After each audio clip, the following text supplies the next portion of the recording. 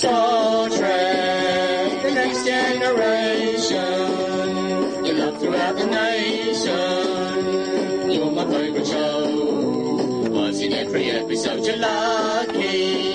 You don't have to wait for buses. You just step into the transporter and off you boldly go.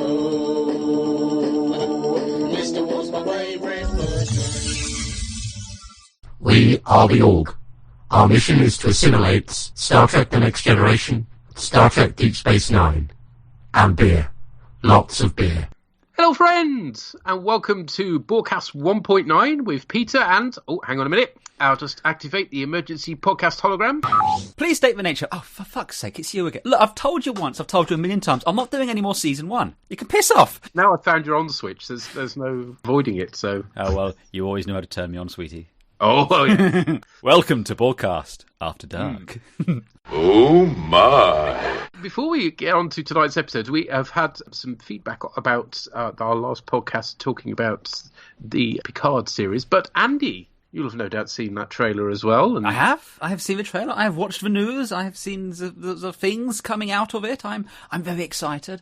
And I've got a tinfoil hat theory. Ooh, already? I've already got a tinfoil hat theory. So in very broad strokes, very excited, looking forward to seeing it. The reveal of 7 of 9 was... I in no way saw any of that coming at all. No, nice surprise that was. People know my views on Voyager. They're on the record. Very well known. And I was just like... When that was there, I was like, oh my God! And that was more exciting to me than seeing Data, because, let's face it, a TNG crew member being on board was very likely. And it's impressive that they've de-aged him, but de-aged him kind of to Nemesis, not all the way back to 87. Yes. Because having watched Coming of Age, it's quite noticeable. Yes.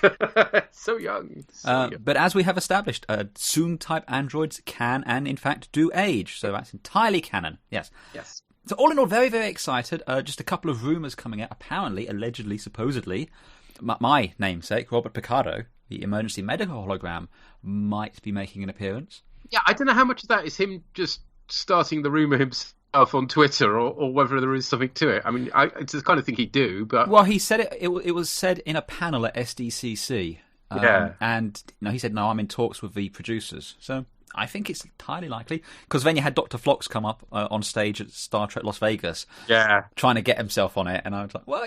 literally paying money to audience members to ask the question, will Phlox be in it? But to be fair, we have no idea how old Denoblians lived to, so it's good. It's going to be a bit weird, because we never saw them ever again, did we? After Enterprise. So, we've not seen 7 since the end of Voyager, so yeah. I'm very there's excited. less opportunity for that, obviously, yes. But yeah. But I have, like I said, I have a slightly crazy tinfoil hat theory, and I have something that's probably going to disappoint you a little bit.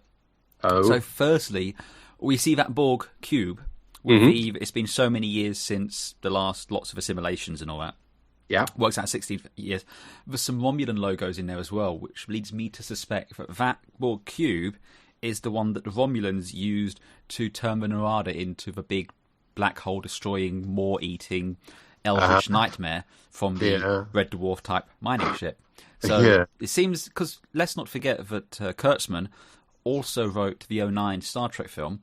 He also wrote the tie-in comic, Countdown to whatever. I think it was Countdown to Star Trek. So I suspect he's pulling from that well. But my crazy theory, this girl, this woman who is important, that Picard knows is in danger, I think that's Law's daughter, finger-quoting daughter there. Because I suspect when he was doing all his evil experiments on the Borg, I think he made a daughter, and she's been activated at some point, and... we're going to have a whole sins of a father sort of aspect here, where Picard, is trying to, I suppose, do right by her, while the Borg are kind of slightly pissed at her because, Law did a lot of experiments, and the Federation are like, she knows a lot about the Borg, and we'd quite like that. So, yeah, there's my tinfoil hat theory. Well, that sounds, possible. Wouldn't surprise me. We know that, was it Jonathan Del Arco is involved? Yes, as third of 5, or Hugh, looking very human from what I've seen. Yeah, I'm very excited about it, and I believe it's out in December. Right. I know there was some questions from you and Anne-Marie about would it come on Amazon at the same time or not. It will be the next day after the US airing, so same deal they've got with Netflix at the minute. Right, so we just have to wait a day. Yes, Stay off the internet for a day. Basically, well, I'm sure it'll be on like first thing in the next morning. So, you should be fine. I'm sure you'll be fine. Let's find out what the Llama God made of it anyway. Llama God's Lark, Scotty, Neujake, Shack, Trixie, or something like that. Anyway, that was pretty much the noise that I made. Or actually, I think it was more of a sort of a slight cackle that descended into laughing and also crying at the same time. I'm not ashamed to admit at all. That was pretty much my reaction to the Picard trailer, and the moment that broke me was the moment that he said engage. And yeah, I'm still buzzing from that, and that's why I'm going to have to talk about this right now, because, I mean, if this isn't the podcast for it, then I don't know what podcast is for it, unless there's a Star Trek trailers podcast. I don't know. Is there? Anyway, I just wasn't prepared for how much this was going to hit me emotionally. As you've probably heard before from other feedbacks, I'm always slightly cynical about their attempts to reboot, re-kickstart any part of Star Trek. I was a bit cynical about Discovery, and yeah, that turned out well in the end. But the Next Generation, Nemesis, and yeah, was that era, the Berman era of Star Trek, was it dead? But as soon as Picard was on the screen, as soon as he said engage, oh yeah, I'm welling up right now even just thinking about it. Yeah, I need this Star Trek, and I cannot wait. And it looks good, it looks interesting, it looks exciting, and there's just enough callbacks to the past that make it, I mean, it's fan service, but as a fan, I am feeling very well serviced. The thing that intrigues me most about this is the plot. I was initially very, very sceptical and always disappointed when I thought they brought the Borg back, because the Borg, that's an obvious, easy gag to do, isn't it? Because the Borg are the ultimate bad guys, although they've been massively defanged post First Contact, post Voyager and all that, so I was wondering where they're going to go with that. But obviously, being the obsessive that I am, and yeah, you're right, Peter, I'm incredibly obsessive about detail, as you pointed out in the previous podcast. Being the kind of person that I am, I have indeed freeze-framed my way through a lot of the trailer, and I don't think it's the Borg. I mean, the Borg are there clearly, but I don't think it's the Borg. It's the Romulans, and I'm sure everyone's going to be very excited about that, because we see the Borg cube. I don't think it's being destroyed, I think it's being completed, and I think what we see, those wing ships, I think that's Romulan ships. I think there's Romulans flying in and out. I think they're building, or at least an offshoot of the Romulans are. I don't know if this is pre or post the events of the Prime Universe from Star Trek 2009, so before or after the destruction of Romulus, but I think that's going to be involved in it. And it looks like whoever they are, they're experimenting on Borgs. You see a Borg corpse on the slab. Was that Hugh? I don't know. Yeah, so what I'm suspecting is that Picard has called out retirement to go and stop the Romulans, or a splinter group of the Romulans, efforts to get their own Borg-like technology, which would tie into the events of the 2009 prequel comic, although I don't know exactly how canon that is anyway, so we don't know about that. That is more intriguing than Borg themselves, but it also explains why Seven's going to be there as well. And again, I was sceptical about that, but I know that everyone says that she's a great character, so yeah, I'm actually going to have to rewatch some Voyager to find out. In fact, that's the thing that's worrying me most. Going to have to rewatch some of Voyager. What is also intriguing is there's a scene that's set in the cell, and if you freeze frame it, and of course I freeze framed it, but you see there's something like 5,000 days without assimilation. That's actually a thing that's happening there. They're obviously experimenting on some prisoners, so yeah, this is exciting. Now I could go on about this, but obviously we've got some episodes to talk about, so I really shouldn't. But I mean, but no, I'm done. But actually, the look at the starships. I mean, I really like the look at the starship. Okay. I mean, no, wait. Honestly, the uniforms. I'm really loving the. No, really, I'm going to stop now. Okay. And he exploded in a pile of squee. Yeah, he's right about the spaceships. Not enough spaceships in the trailer for me. No, it's interesting, isn't it? Both in this and the, I mean, obviously the animated series, but we've just literally seen character designs. But we're not getting to see spaceships yet. I think they learnt their lesson from the reveal of the Discovery, though. It is what we're all. They've got to have something to reveal. It feels like they revealed quite a bit already, so they've got to hold back something. So, may as well be the most important thing of all, eh? Mm-hmm. Question for you, and maybe everyone else listening here. So we know there's going to be next generation characters in this. Mm-hmm. We've had Picard, Riker, Troy, and Data all confirmed, and we now know that there's definitely going to be 7 of 9 and potentially the Doctor in this. Mm-hmm. So where are Deep Space Nine actors at? Where's our Deep Space Nine? So, do you think there will be one, especially given how well the documentary has been received and gone down? And if so, who do you think it would be? Well, it's unlikely to be Avery Brooks, sadly, because I think he's kind of done with Trek. So yeah, other than that, I'm sure each and every one of the rest of the actors would be quite keen to do it at some point. I'd place good money on Quark turning up at some point, to be honest, giving some sage advice to Picard and his rogue crew. Yeah. Maybe they will visit Deep Space Nine. I mean, that would be wonderful. It would be great to see them visit Deep Space Nine. It would also be great to see the ship that they showed in the documentary. Yeah. My money on who I think might show up would be Garrick. Mm-hmm. Because watching Andrew Robinson on the documentary, he's lost none of the flair, none of the passion, none of the voice. Everything that makes Garrick is still there. And I would just love to see a slightly aged, perhaps slightly more cynical or less cynical, who knows, a Cardassian Garrick in that potentially that Kingmaker role sort of thing. Maybe he's the one who helps Picard find the crew or puts it together.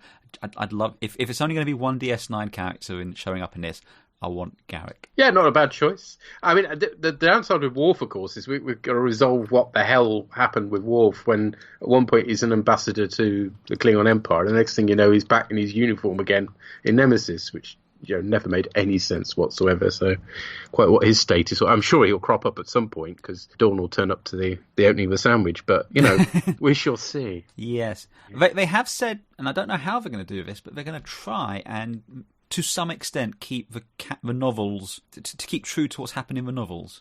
I don't know how they're going to manage that, but the novels are currently in the early 2380 somethings, and the Hober supernova was 2409, I think it was. So there's a bit of time to play around with in there. But who knows? But I don't think it's an either or with the Romulans and Borg. I think we're probably getting them both. Oh, I think you're right as well. But yeah, certainly feeling less cynical about it as well. Reasonably excited, so not quite as excited as Lava, but yes. Cool, thank you, sir. Let's move on to the slightly less exciting coming of age. Do we have to? Yes, let's get it over with. Fine. Next time on Star Trek The Next Generation. Bring that ship back at once. I've lost power. The captain struggles to save a runaway shuttlecraft. May you all do your best. And Wesley meets the ultimate Starfleet test. We're gonna die! Come on! Now, both face the toughest challenge of their lives. Pull up hard! 6 seconds to impact. I'm gonna crash. On Star Trek The Next Generation.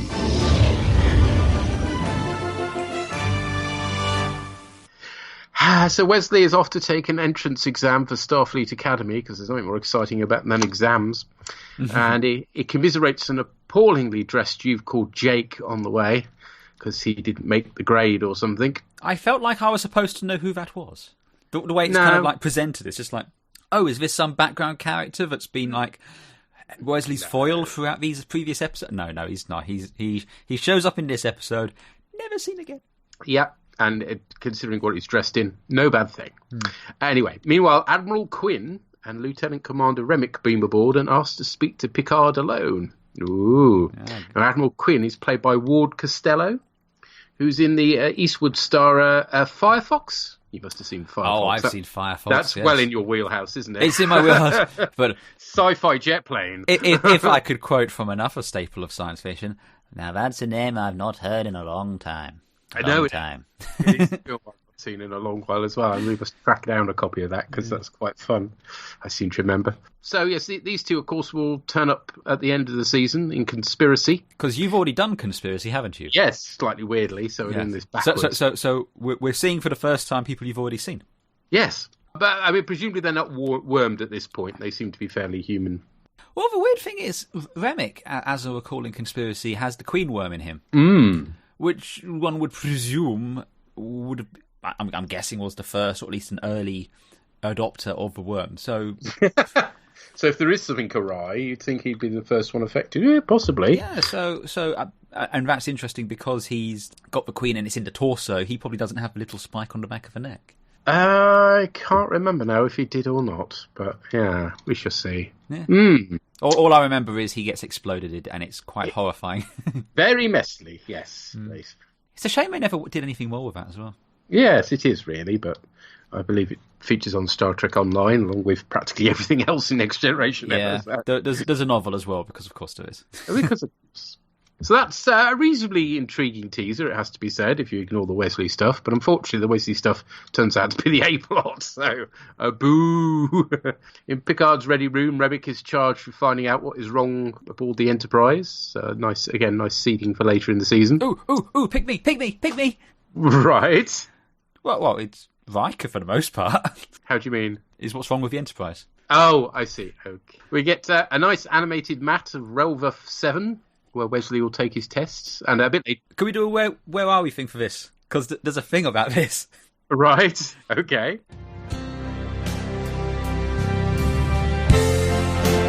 Where are we now? Where are we now?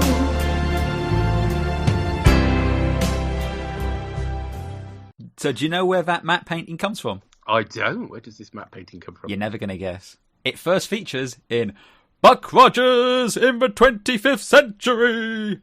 Now, do you mean by that the Glenn A. Larson book, Rogers? Yes. Or do you mean the... Oh, right. I'm saying, Yes. Okay.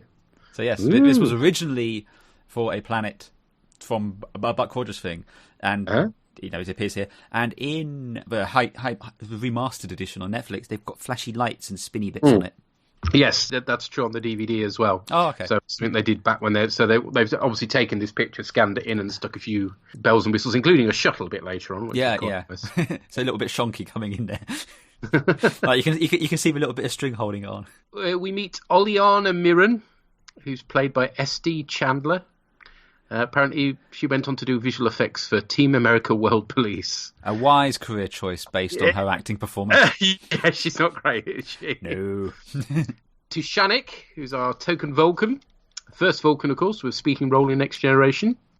And she's played by Tasia Valenza, apparently. She voiced the Shenzhou in Discovery. The computer, that is. Oh, that's cool. Yeah, was a regular in Space Above and Beyond. Wow, that's another name I've not heard in a long time. Yeah. Yes. And was voiced Shakti in the Clone Wars cartoons as well. So she's got quite good pedigree, really, for... Yeah, no. I used to really like Shakti in the Clone Wars cartoons. She was a great character. Yeah. She's the voice of Poison Ivy in Arkham Asylum and the Lego games as well. So, yeah. And, of course, we get our first Benzai to the series, Mordok, who's played by John Putch, who, of course, will go on to play Mendon in Season 2's Heart of Glory, who looks exactly the same for some reason. Funny that. Oh, that's just speciesist, man. You know, yeah. He's saying all Benzais look the same? Well, when they're played by the same guy, yeah. He was also one of the journalists on the bridge of the Enterprise B in Generations, and he's now better known, apparently, as a TV director, including episodes of Scrubs and My Name is Earl. And it has to be said, it's one of the first Next Generation designs that really sort of stick out and work for me. That Reaver thing, I mean, all right, it looks perhaps a little shonky now, but back in the day, that was really impressive. They'd never done anything like that before. So, these two episodes, they certainly found where the smoke machines were, didn't they? Oh, yes, yes. And, a tiny little breathy thing. Yeah, it's clever, that. Yeah. Although when we see this species in Deep Space Nine, they've managed to evolve past the need for it. Yeah, apparently, yes, which is kind of disappointing, really, because it was something that made him a bit unique. But there we go. We're introduced then to Lieutenant Chang, played by Robert Ito. He'll crop up again in Voyager. The Adventures of Buckaroo Banzai. The X-Files, Airwolf, BJ and the Bear, and was a regular, if that's the right phrase, because it only ran for 5 episodes, in Chuck Norris Karate Commandos. Wow. Wow. What can you say? How did that never take off? Blimey. Back in 1986. Here's the description from IMDb. Chuck Norris is an operative for the United States government who has a team consisting of Pepper, a technological genius. I bet he had glasses. Chemo, a samurai warrior. Reed, his apprentice Tabe, a sumo warrior. And Too Much, the young ward. T-O-O much. Yeah. Wow. Together they foil the plans of the Claw and his right-hand man, the Super Ninja. Now, was that the same Claw that was in Inspector Gadget? And Teenage Mutant Ninja Turtles, possibly. Yeah. I don't know. I'll get you next time, Norris. Next time. Yeah. Only managed 5 episodes. Gosh, who'd have thought it, eh? But so much in those 5 episodes. I mean, did you need any more after that? Yeah, probably not. I mean, if somebody can find a clip of that somewhere, that would be really interesting to see, because I got out feeling it stank big time. But anyway. Chuck Norris. Chuck Norris, man of action. Chuck Norris stars in Chuck Norris Karate Commandos. Chuck Norris, he's got nerves of steel and strength to match.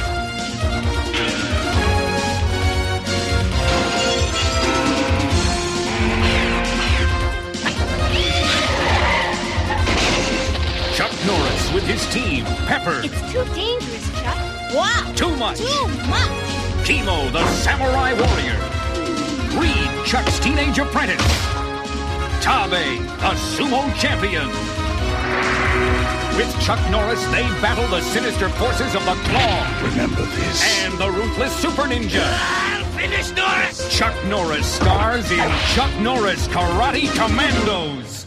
It becomes apparent that only one of our candidates can qualify for a place, which, I don't know about you, Andy, but that seems absurdly restrictive. So, I actually have a question about this, because what Commander Chang says is there is going to be one candidate from whatever this planet's called. Rylef, was it 7 or 9 or 6? 7. 7. Yeah. From Rylef 7, right? However, Wesley is a candidate from the Enterprise, and the kiddie who we run into at the beginning was another one of the candidates. So... Hey, how do they decide what areas... Well, yeah. If your ship happens to be in that quadrant, does that make it... Yeah. Yeah, I mean, if he failed here, can they just warp to another planet and he can sit the exam again over there in a different school district? Is this what's going on here? Which doesn't seem terribly fair to those other kids, if I'm honest. And you're right, it does seem very restrictive.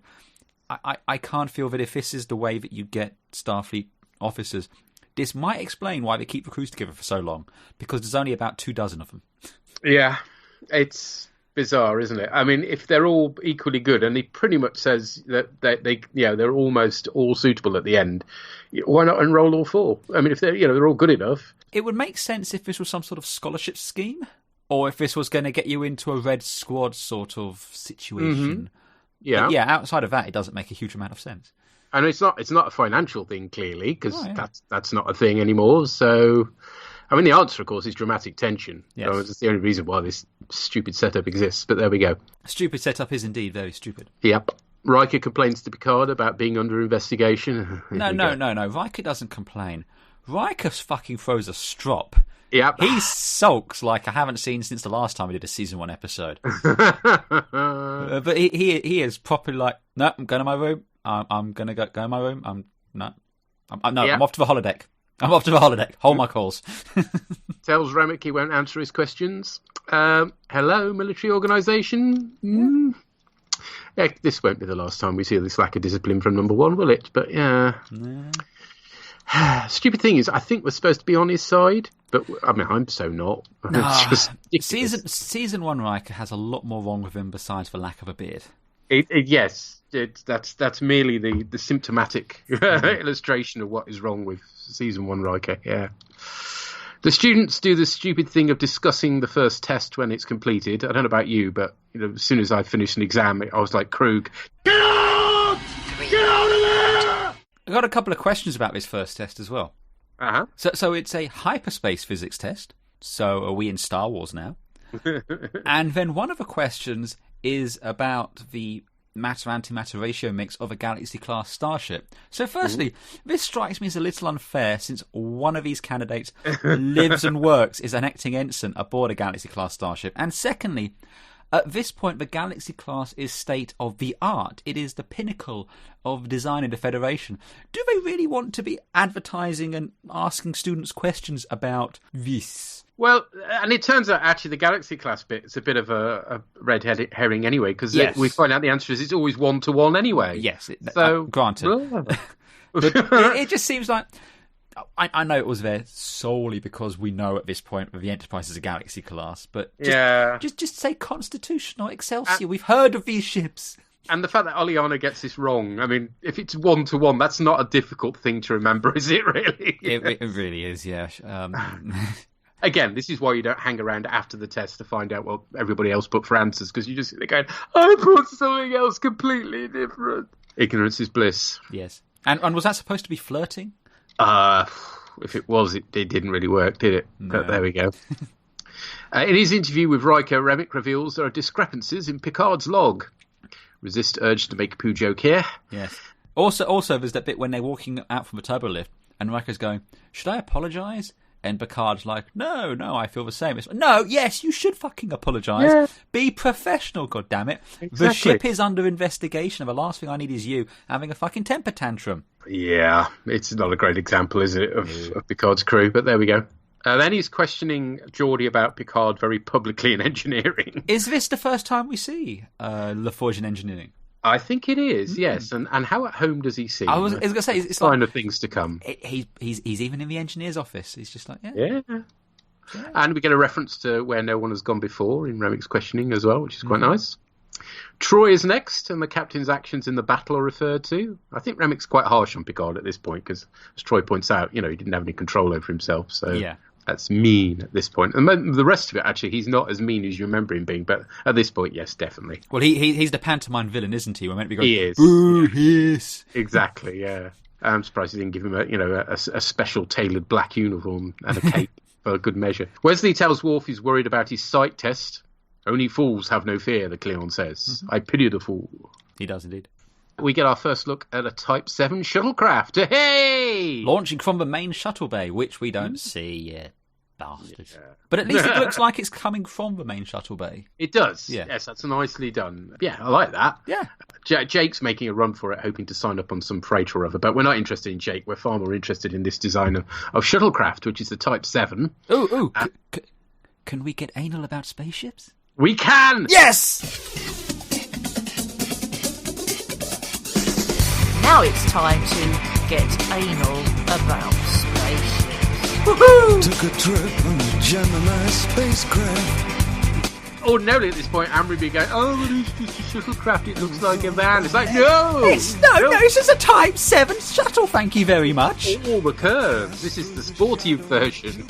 This particular variant comes with Christmas tree lighting as standard. and because it's all the curves, unfortunately, they never could quite able to make a full-size prop version of it. Yeah. So that's why they dropped it. This is definitely the shuttle which goes with the Enterprise. It's exactly the Galaxy, yeah.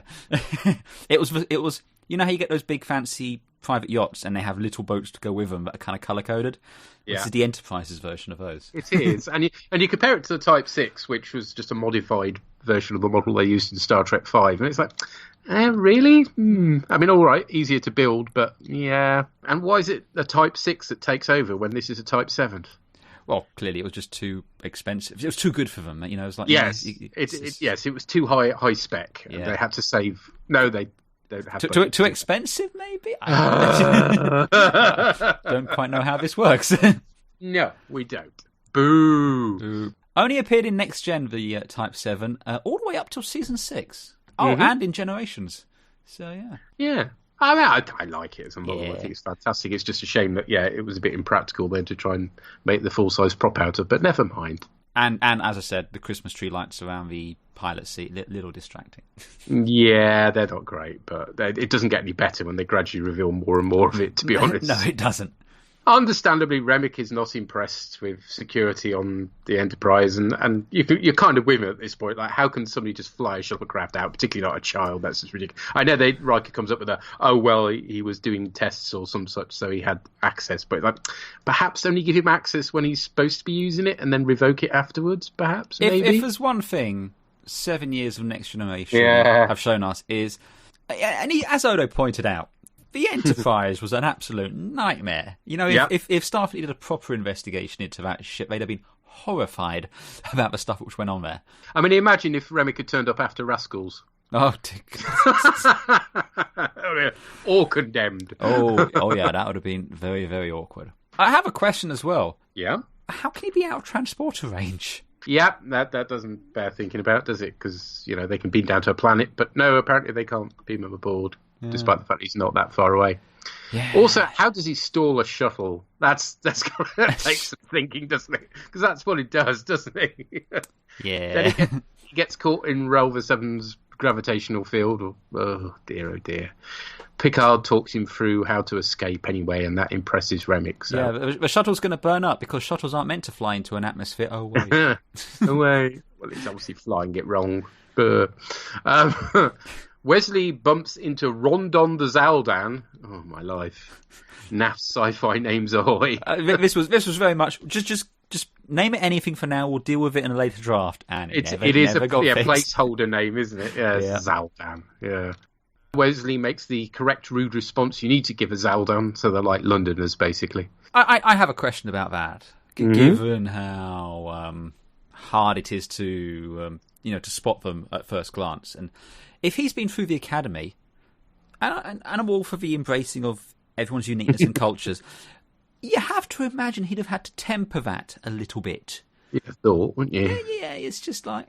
Is he like that with his commanding officer? It's my point. It's like, he's walking around Starfleet Academy, bumps into Admiral Achea, for example, and flies off on one of those tirades. I kind of would like to see what happens. In fact, I kind of want one of these species on Voyager thinking about it. 7 years with someone who hates politeness. That would have been great. Wesley helps Murdoch with another test and reminded again, stupidly, that only one of these candidates can go forward, so he's risking his own chances. In front of Picard, Remick reports back to Quinn that there's nothing amiss with the ship's logs and praises the captain, asking to serve on the Enterprise in the future. A couple of things I wanted to point out before that, though, just very quickly. Yeah. His interview with Dr. Crusher would have gotten him a one-way trip to HR and possibly a slap. Somewhat inappropriate, yes, to say the and least. Allegedly, he's spoken to every member of the ship's crew. That would have taken a while, wouldn't it? And there's 1,500 people on that bloody ship. Yeah, I mean, is that just shorthand for the senior officers, which would have made more sense? I don't know, but yeah. Anyway, Quinn reveals there's something not right with Starfleet from within or without. Well, that narrows it down then, Quinn, well done. Yes. And he wants to promote Picard to Admiral and get him to take over the Academy, to keep him close as someone he can trust. Needless to say, Picard goes on to turn him down, because, yeah, we wouldn't have a series anymore. So yeah. And if we did, I don't want to see the series. It's all about a bunch of cadets pissing Picard off. When Picard tells Riker that Quinn offered him this, Riker's very eager for him to get off the ship. Yeah. He's already got the tape measure out going, I'm going to stick some drapes here, my trombone's going to go over there, going to get rid of the charts fish. Out for the carpet. Yeah. Wes is led into a blank room for his psych test when alarms go off and he hears cries for help in a lab. 2 technicians are trapped, one of whom sounds amusingly like Scully from Brooklyn Nine-Nine. Yeah. He is, isn't he? Basically, yeah. Wes saves Scully, but can't persuade the other dude to come out. No Hitchcock. And that's his test. Yeah. Accepting someone has to die sometimes, linking in, of course, with the loss of his father. And it's a bit sort of Kobayashi Maru, isn't it? They can't. A little bit. Can't save everybody. Yeah. It might have been better if they, maybe made the case this was their version of the Kobayashi Maru, but they've had to change it since cadets kept reprogramming the sodding simulator. Yes. Enabling to rescue everybody. But anyhow. Chang tells the candidates they're all suitable. That's nice then. Yep. But there can only be one. Highlander rules. Exactly, yeah. And it's Mordock, because otherwise Wesley would cease to be a regular. So, well, he's not just Mordock, he's the Mordock. Yeah. Understandably, Wes is embarrassed at having failed, but Picard tells him the only person he's actually competing against is himself. Which isn't really true, is it? It's the stupid selection process at the Academy that he's competing against, but never mind. Yeah, that's not true. And I think Picard should have pointed out, and look, on the bright side, you don't have to wear this stupid dress uniform. I don't dislike that dress uniform. It's okay. It's very naval looking, isn't it? I mean, ultimately, it's an okay story. It's nothing at all special. It's nowhere near as offensively bad as I thought it was going to be. No, if the plots had been swapped round and the A plot was actually the conspiracy stuff, we got a bit more of that, then it would have been a lot better. Because we don't really care about Wes, I'm afraid. And the thing is, they've done that better. Well, we do that better later on when you get to say the drumhead with the whole looking for conspiracies on the ship. Yeah. So it's definitely something they go back to. And I guess this was around the time when there's still, they're trying to go back slightly darker angle, building up to that conspiracy thing, which they then say, nope, we're not doing that anymore. Yeah. Yeah, it's all a bit of a victim of the behind-the-scenes struggles and who's in charge. But anyway, at least this enables that to be seeded, so it's not completely out of nowhere when we get to conspiracy anyway. There was a couple of notes I read on Memory Alpha. This was the first episode that Maurice Hurley was actually the showrunner. Yeah. And there was a cut scene which would have featured a location for Deck 21 Forward Lounge. What could that be? Yes. Somewhere which might be later relocated to Deck 10, perhaps. Quite probably, yes. Become rather more familiar as a result. But yes, we'll come to that in Season 2, of course. Yes. Well, I won't, because I won't be here. You won't bloody act me for that stuff, will you? And I only get it in the past. So, temporal anomalies ahoy. But hey-ho. Yeah, it's okay, isn't it? It's not appalling by any means. It's not bad, it's no code of honour. No, it's no code of honour, thankfully. Anyway, what did other people think? We've heard from Dory. This was far from Season 5 or 6 of Deep Space Nine, but not bad. She has very high standards, doesn't she? I thought she was going to say Season 5 or 6 of Next Gen, and I was like, no, those are still quite good. If you said Season 7 of Next Gen, I'd be like, ooh. Yeah. Way better than the last 2 episodes. Yes. Can anyone explain why Jake, not Jake Sisko, was not able to try out for Starfleet Academy? Well, he was kind of in trouble for stealing a shuttlecraft, wasn't he? I suppose that kind of comes afterwards, doesn't it? It's because so not only can that only be one person who goes through, but apparently there can only be one per ship or something. Yeah. I mean, now you think about it, just as an aside, it seems very strange that this 150 planet pan-galactic organisation that is Starfleet Academy well, is Starfleet only has one academy located in San Francisco. Yeah. Because even Plymouth University, which I went to, has a bloody college in other cities and things. I just feel there should be, maybe there's a Vulcan annex of the academy, or maybe one on Epsilon Iridani. Because we do get sort of Vulcan crewed ships, don't we? So presumably they must have their own academy for that. They must have. They can't. There must be more than one campus for Starfleet Academy. Yeah. Anyway, she goes on, the drama with Jake in the shuttle probably saved this episode. Well, certainly the look of the shuttle did, anyway.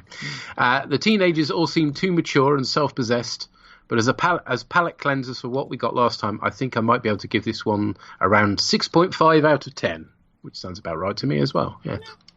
We've also heard from Puri. Hello, Pete and Andy. Puri here to talk about coming of age. Well, the title of this one suggested this was going to be a Wesley-heavy episode, and it really wasn't. It almost seemed like they had an idea for a Wesley-heavy episode, and then decided their B-plot was more interesting, so kind of swapped the B and A plots around. At least that's the impression I got. What I'd completely forgotten about this, because the weird thing is, from this episode, I remember that it's about Wesley going through his Starfleet Academy entrance exam. And you know me, I love all that kind of background info anyway, so that was always going to at least partially appeal to me. But actually, more of the episode featured Remick and Quinn, who we will see again in Conspiracy. And, in fact, a whole chunk of the episode was full of continuity references.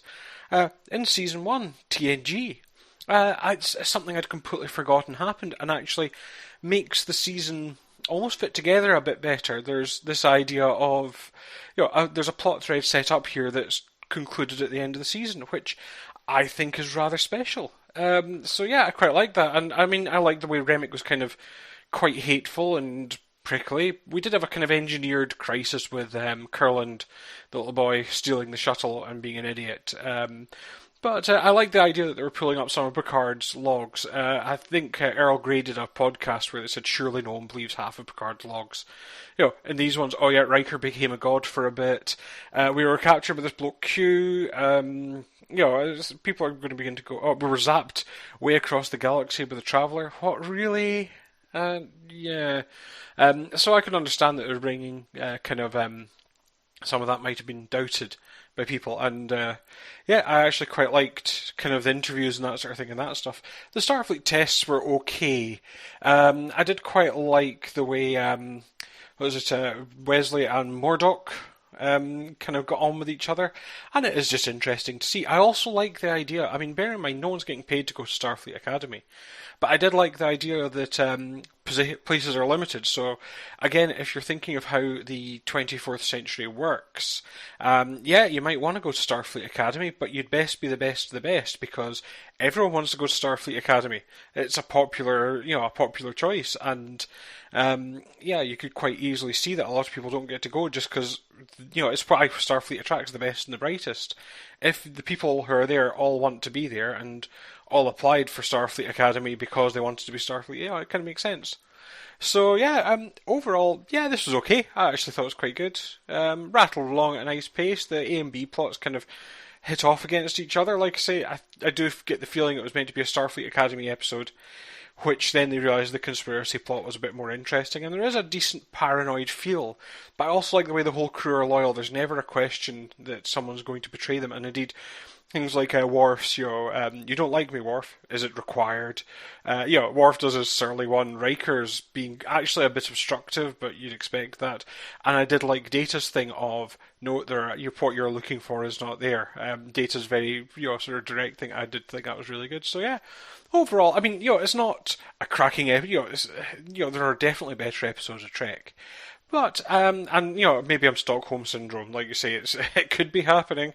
But, particularly compared to what we've been dealing with so far, this was actually pretty decent. So, and probably why it's an episode I remember. It's memorable.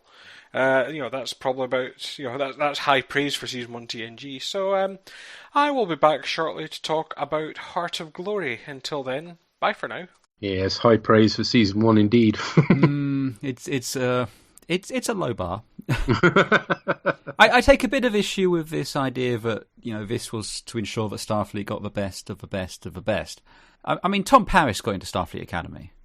Yeah. Lon Sudler got into Starfleet Academy. I'm trying to think of other terrible Starfleet officers, and they're just not coming to me in a minute. But basically, there's a long history of... Michael Eddington made it into bloody Starfleet Academy. So I have to imagine the screening process isn't quite as extensive and comprehensive as perhaps we would like. Unless the other candidates who turned up that particular week were all even worse, which appears to be the way this works. It's like it's the best of 4, and if the 4 that turn up are all spuds, you end up with the best spud of the bunch. I do have a kind of disturbing thought, though. I just want to run by you. Mm-hmm. And it might be an ideal unworthy of Starfleet and the Academy. But they make a very big point about Mordak being the first Benzite through the Academy, despite the fact that Wesley clearly had to help him to get through.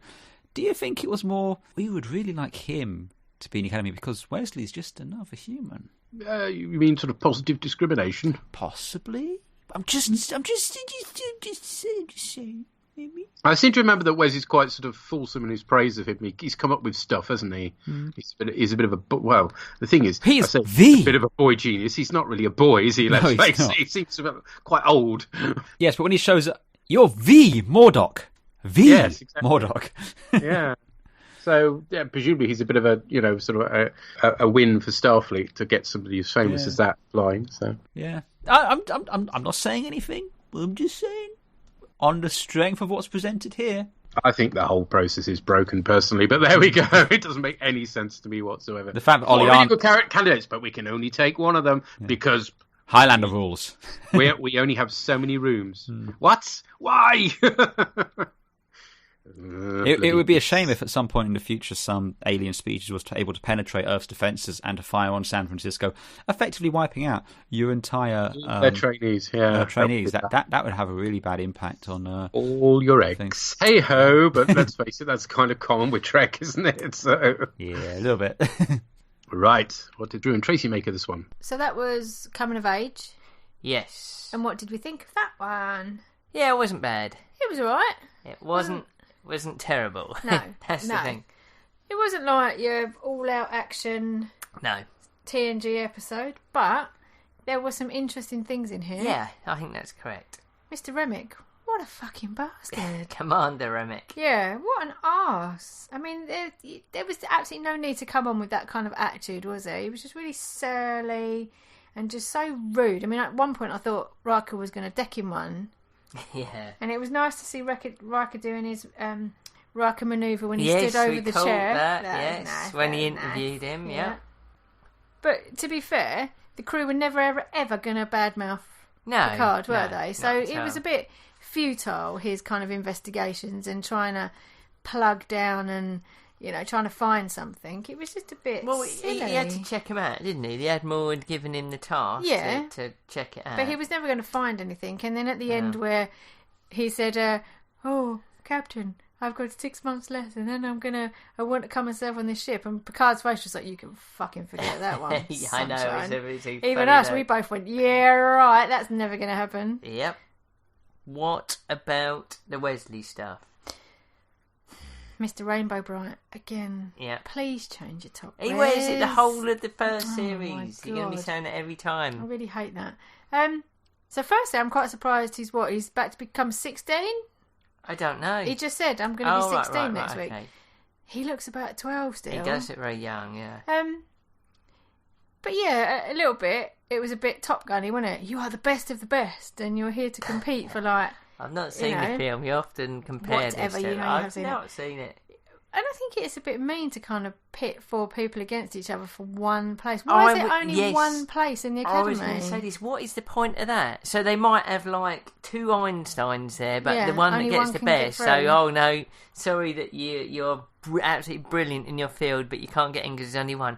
No point in that at all. Brilliant in what field? I mean, they've got, when you're in the Academy, you specialise in different skills, don't you? What I mean is, what is the point of only allowing one person out of 4? They might all be brilliant, so if Wesley goes again next year and he's about to be 17, How many times does he try until... And I don't know. Just say he fails every year. Do you only get like 2 tries? I don't know. Or whatever? Don't know. Firstly, I don't believe that Picard failed in his first year.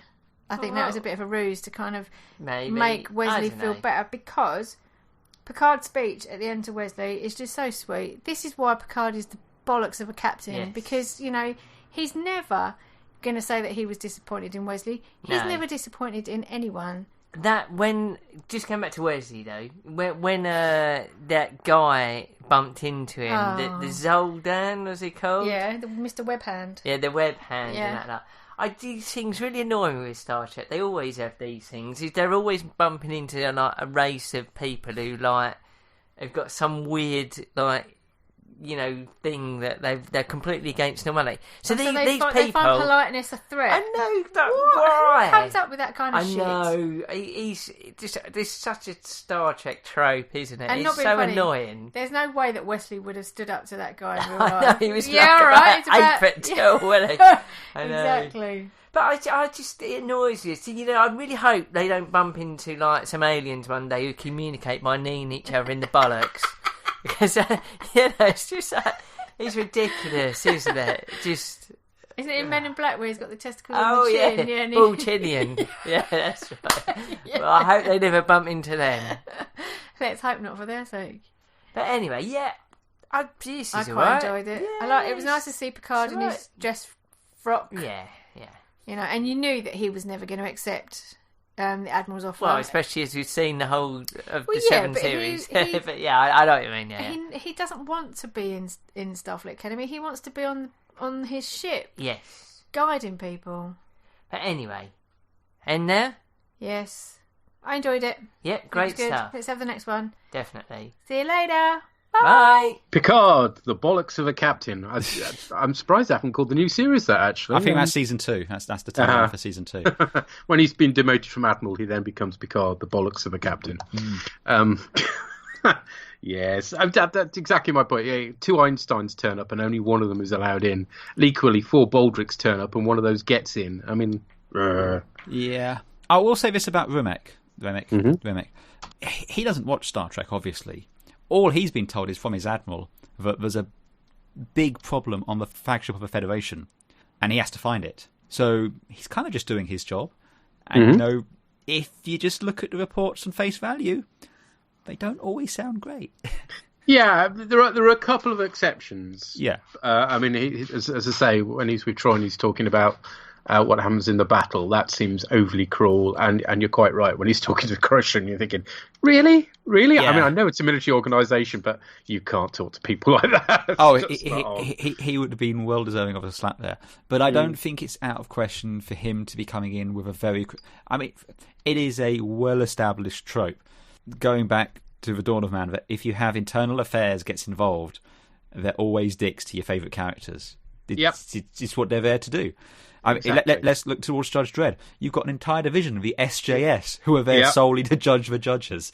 So, and let's face it, the judges are frightening enough, and then you get the people who judge the judges, and it's that's not going to go well, is it? Yeah, so I don't have so much of an issue with Remek, especially when you look at how Riker behaves around him. You know, he comes in what he thinks is perfectly Riker reasonable. does not come off well.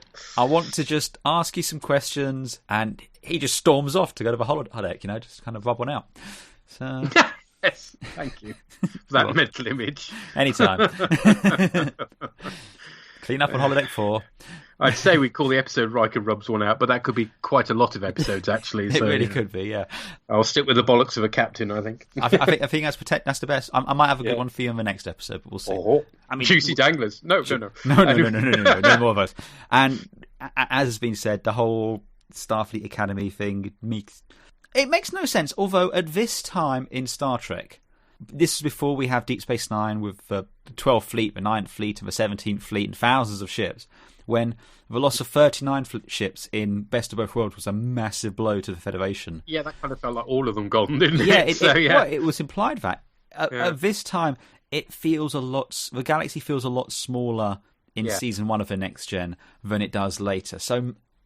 on that strength alone, I might give it a bit of a pass. Yeah, but I guess to say, if you've got 2 really shining candidates, you're going to want to take them both, aren't you? I mean, to be restrictive as that seems stupid. But anyway, Grumble, grumble. Yes. Elitism, etc.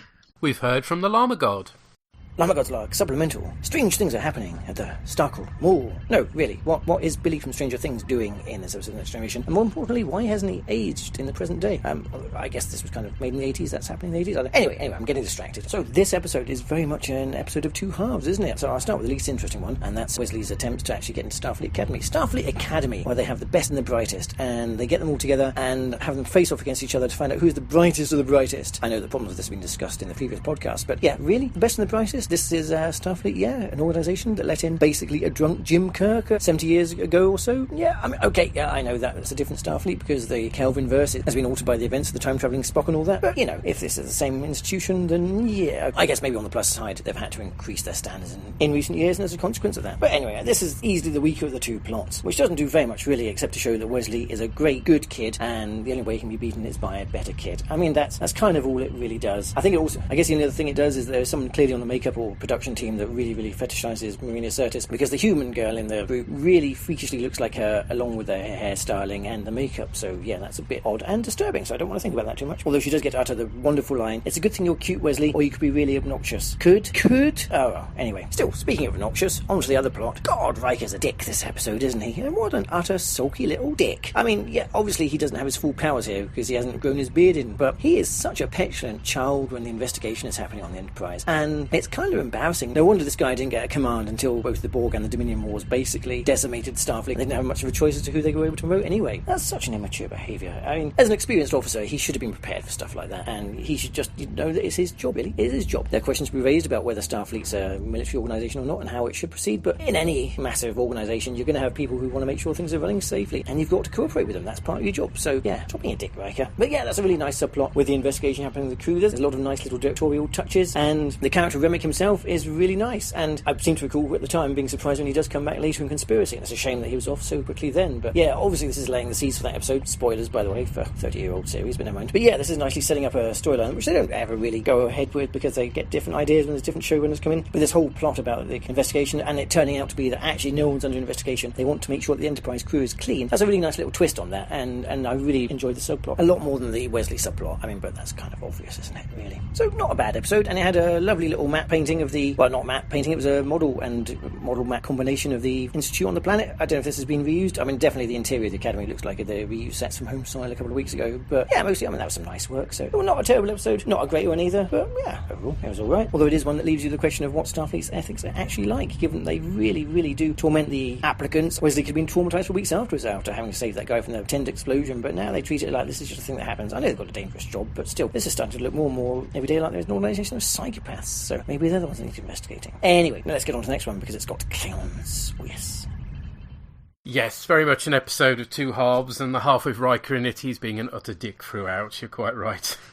Yeah. And that thing about, how did Kirk get through? I always was, and one of the reasons I don't like the Kelvinverse films is because I was always under the impression that Kirk started out as very disciplined, and he was a star pupil, and then he started going off the tracks a bit later on. Well, I suppose that's not quite in keeping with the reprogramming the Kobayashi Maru, which we know definitely did happen. But anyway, thank you, sir. We do have some feedback from somebody else, though. Huh? We do? We have heard from Mr. Martin Thompson, who doesn't normally stray into areas of the Next Generation. We hear from him when we're talking about Discovery. Yes. This should be interesting. Indeed. Run VT. Hi there, Peter and Andy. It's Martin here. I thought I'd record you a bit of feedback for the next two episodes of Star Trek Next Generation. I always thought this would be quite interesting too, because I know you two know that I've never really watched a lot of Star Trek, certainly not growing up. I watched the movies, and I've been kind of Discovery recently, but a lot of the kind of the other series I've not seen. So this would be just be an interesting one just to do. I thought you'd appreciate some feedback from a fresh pair of eyes, but one that also remembers the days of the Thursday night Sci-Fi Zone on BBC Two, on which these all kind of used to appear. Yeah. Right, well, coming of age, I enjoyed this one. I thought it was all right. I thought it was a nice kind of juxtaposition between Starfleet investigating Picard on board the Enterprise while we had Wesley Crusher taking his entrance exam. I thought you might have showed a bit more of perhaps the internal politics and a bit sort of more of the kind of perhaps the nastier side of Starfleet, just as we have the wide-eyed hopeful hoping to enter, and then we find out kind of what it's really like a few years down the line. But I think they didn't really do that. It all just seems a bit vague in the end. Remick was investigating for some vague reason. We never really found out why. When he presented his report, it's not really clear of what that reason was, and the Admiral says, that he's about conspiracy, some kind of conspiracy. He thinks there's something at work within Starfleet, and we never really find out what that was. I don't know whether that comes out somewhere down the line. Maybe it does, but I think that would be interesting. So perhaps that's something on there. But even by the end, you got the Admiral admitting, "Oh, well, perhaps I'm just too old. Perhaps I just see conspiracies everywhere." Oh, all right. So it might not even be anything after all. So it was just all for nothing then. I presume that as well. While Remick was investigating, you had references to past Trek adventures, which is quite nice, because it's nice to know that perhaps Starfleet is keeping an eye, and that they. The captains don't always get away with some of the risky decisions that they pull. Although, again, this one kind of went along in a rather expected way. What a surprise! Picard talks the boy back, and Remick is sort of overcome by all the love and the loyalty the Enterprise crew show for Picard, and he's even cheering along there. And this is where I'd like to serve, sir. This is where I'd like to be once I complete the thing. Yeah, good luck with that, mate. I don't think you're going to get on board somehow. And then you have, because this reminds me of the Chain of Command a bit. A couple of later episodes I saw with the crew all being loyal, but being a bit huffy about it, especially Riker. He stomps about wanting to know what the hell Remick was investigating, what he can do and anything. So, and then Remick says, Commander Riker, I want to speak to you now. And then, no, he goes, then he chooses to go off in a sulk because he says he's got other work to do. Oh, all right.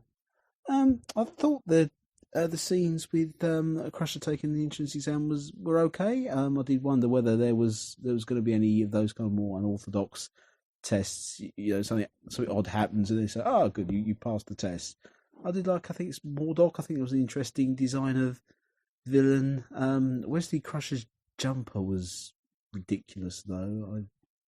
And there was that girl with the ringlets. It was she was bad, wasn't she? I think she was a bit of a bad actor.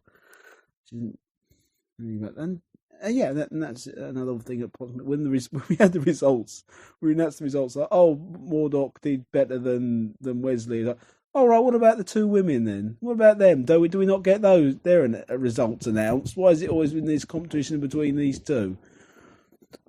Okay, well, I think that's everything I've got to say on this one. Just looking at it, I thought it was enjoyable enough. 45 minutes. I thought it was okay. I didn't think it was anything special, but yes, it was okay. I'll be back in a bit to comment on the next one. Okay, cheers. Bye. Thank you, sir. Yeah, it's always interesting to get somebody's first viewpoint, but I've just realised we've now completely spoilt conspiracy for you, doll. Well, I don't think we've done it too much, but they do flesh out this in conspiracy. It's the penultimate episode of the season, yes. and well worth catching. It is a good one for season 1, particularly. The great thing as well is you can already listen to the Borgcast episode about that because they've already recorded it. Yes, it's there to be found quite easily. Yes, and it's kind of an out of character Next Generation episode with quite a bit of gore, really. So, yeah. Although I do remember when it was shown on the BBC Two Sci-Fi Zone, of course, it was heavily edited back in the day. So, oh yeah, very much so. This was them, I suppose, dabbling a bit with stuff we saw later in Deep Space Nine. Arcs, continuity, slightly darker, more adult themes, if you will.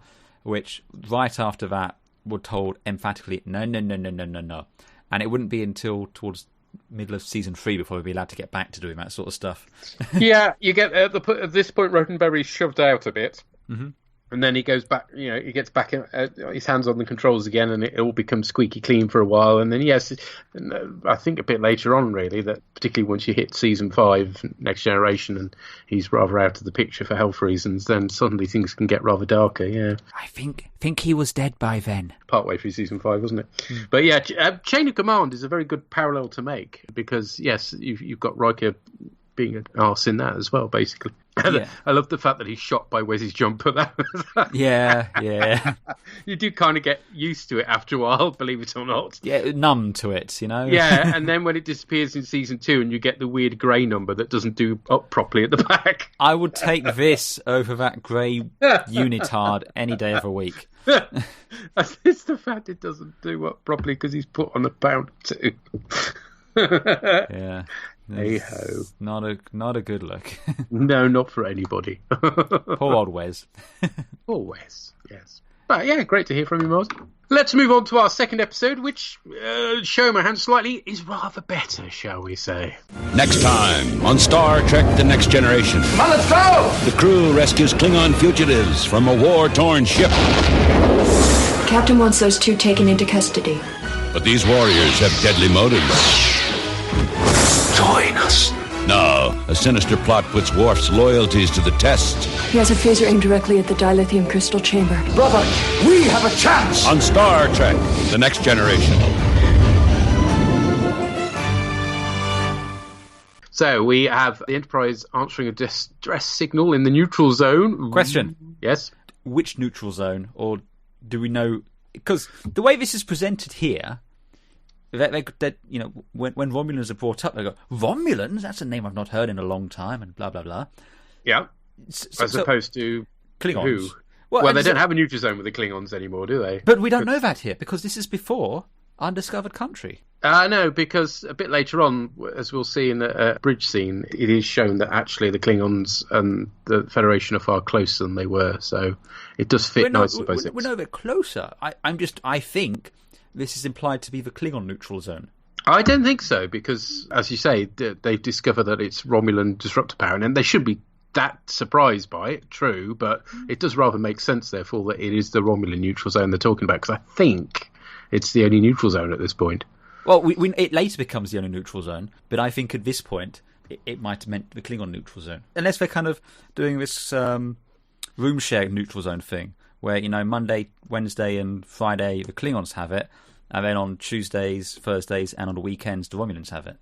I mean, it is an interesting curiosity. We never get a Cardassian neutral zone, do we? Because you get, like, the Badlands. Well, you get a demilitarised zone. Yes, but it's never called the neutral zone, is it? Well, it would get confusing, wouldn't it? Well, clearly, as we're finding out. Hey-ho. I mean, yes, there is that line in Star Trek 6, isn't it? No more neutral zone. So I think it has gone by now. But anyway. I think we know it's gone by now, but I don't think they knew it had gone by then. As they've yet to read the script for Star Trek 6 because, well, it's not been written yet. Yes. Yes. Hence why they come from Kling. We'll get to that later. Yes. Yeah, that does stick out like a sore thumb. But anyway, more of that later, as you say, yes. Anyway, this is a Talarian freighter, the Batris, which is not a bad little model. It's an Antares class, the same as the Zosa. Exactly, yes. It will crop up an awful lot of times with various little bits of additions all over the place. But yes, it is the model they used for Cassidy's ship in Deep Space Nine many years later. Is this its first outing? It is indeed its first outing. It was made by Greg Gine using bits left over from the V miniseries, apparently. Oh, there you go. Nothing like a bit of recycling. Indeed. A bit of saving money. I did quite like the bit when they're rushing towards it, and Riker goes, "Should we separate the saucer?" And you see Picard go, "No, we don't have time or budget." Exactly. Yes. That was such a good idea in the pilot, but we don't have that sort of money anymore. Yeah. This isn't a feature length episode. Damn it! We've got 42 minutes. Anyway, more of that next time we talk about Next Generation episodes. We see the Talarians, of course, in Season 4's Suddenly Human. Yes. A.K.A. Jono, which Amory would be singing at this point if she were here. Ah, but she's not, so she won't. But you're not going to try it? No. No, okay. Clearly not going that far into part then. No. Splendid. Quite understandably. Riker goes over with Data and Geordi, and the captain's asking the latter to use his visual acuity transmitter. No, they're not. No, you see, you miss what's happening here. It's not Captain Picard. No. It's Traeger! And he's playing 24th Century Nightmare. My gosh. Okay. Well, he literally goes to Geordie. Turn left, stop, walk forward. What's that in front of you? It looks like some sort of thingy. Okay, turn around. No, stop, left, no, left, the other. What's that? It's Commander Riker, sir. Badly visualized spider using the Commodore 64, yes. Yeah. Turn right. It's Data. He's giving off an aura. Why is it? He's playing Nightmare. It's Captain Traeger, and he's playing Nightmare. Maybe this is the reason why they don't use it again for a very long time. Yes. Season 4's Mind's Eye, actually. But also it exposes the point that actually it wouldn't be that difficult for them to have some sort of very small camera on them. I mean, like we have them now, don't we? Yeah. In order to be able to be always transmitting pictures rather than just using the poor blind guy's visor. But there we go. Hey-ho. Yeah, and when we do see Riker and Data through Geordie's eyes, it's very odd because we're actually looking at their stand-ins. Those aren't the actual actors. Isn't Frakes Spiner? And that bugged me for ages. I always thought, that doesn't look like Jonathan Frakes. And now, having looked on Memory Alpha, it isn't Jonathan Frakes and it isn't Brent Spiner. It's their stunt doubles. I was going to say, maybe LeVar Burton never actually acted in a scene with them at all. They just always used with stand-ins. One thing I noticed before they got there, though, you know the little cricket phasers? Yes. They make a cricket sound when you switch them on. I never realised that before.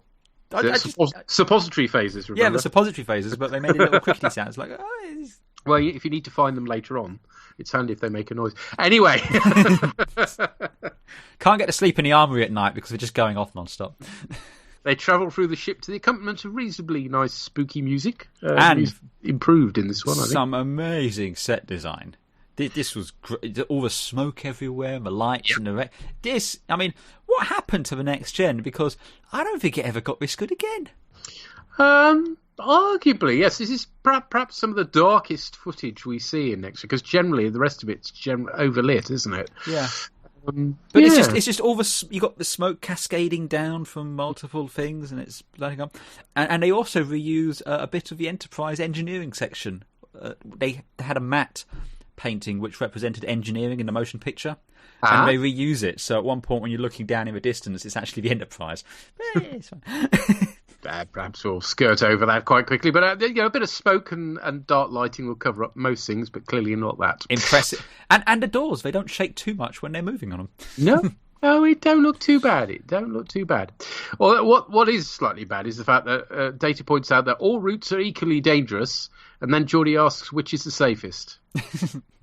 At which point Data should really just slap him, to be honest. But then the camera link to the Enterprise breaks down, so they have to do the usual thing of explaining what they're seeing.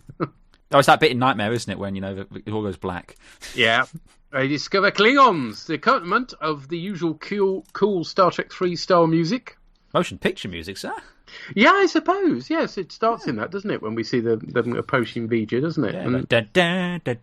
Yeah, but I think some of the other music was sort of developed in 3 and he's used. I mean, basically, they developed this sort of stockhouse musical cues for Klingons, don't they, over time? Certainly the uniforms, especially the one that the captain chap is wearing, I think it's just Kirk's uniform from Star Trek 3. Yes, Chorus is played by, of course, Vaughn Armstrong. Oh, yes, his first role in Star Trek. Indeed, the first of many, including GoldenEye and Deep Space Nine.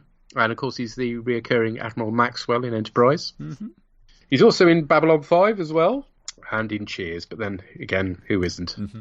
We have Con Mel, who was in a couple of episodes of A-Team and Dukes of Hazzard, and Kunivas, who's, I don't think, ever named on screen. They didn't try very hard on that name, did they? It was played by Robert Bauer, who was in a band with Michael Dorn. This is the injured Klingon, by the way. Yeah. No.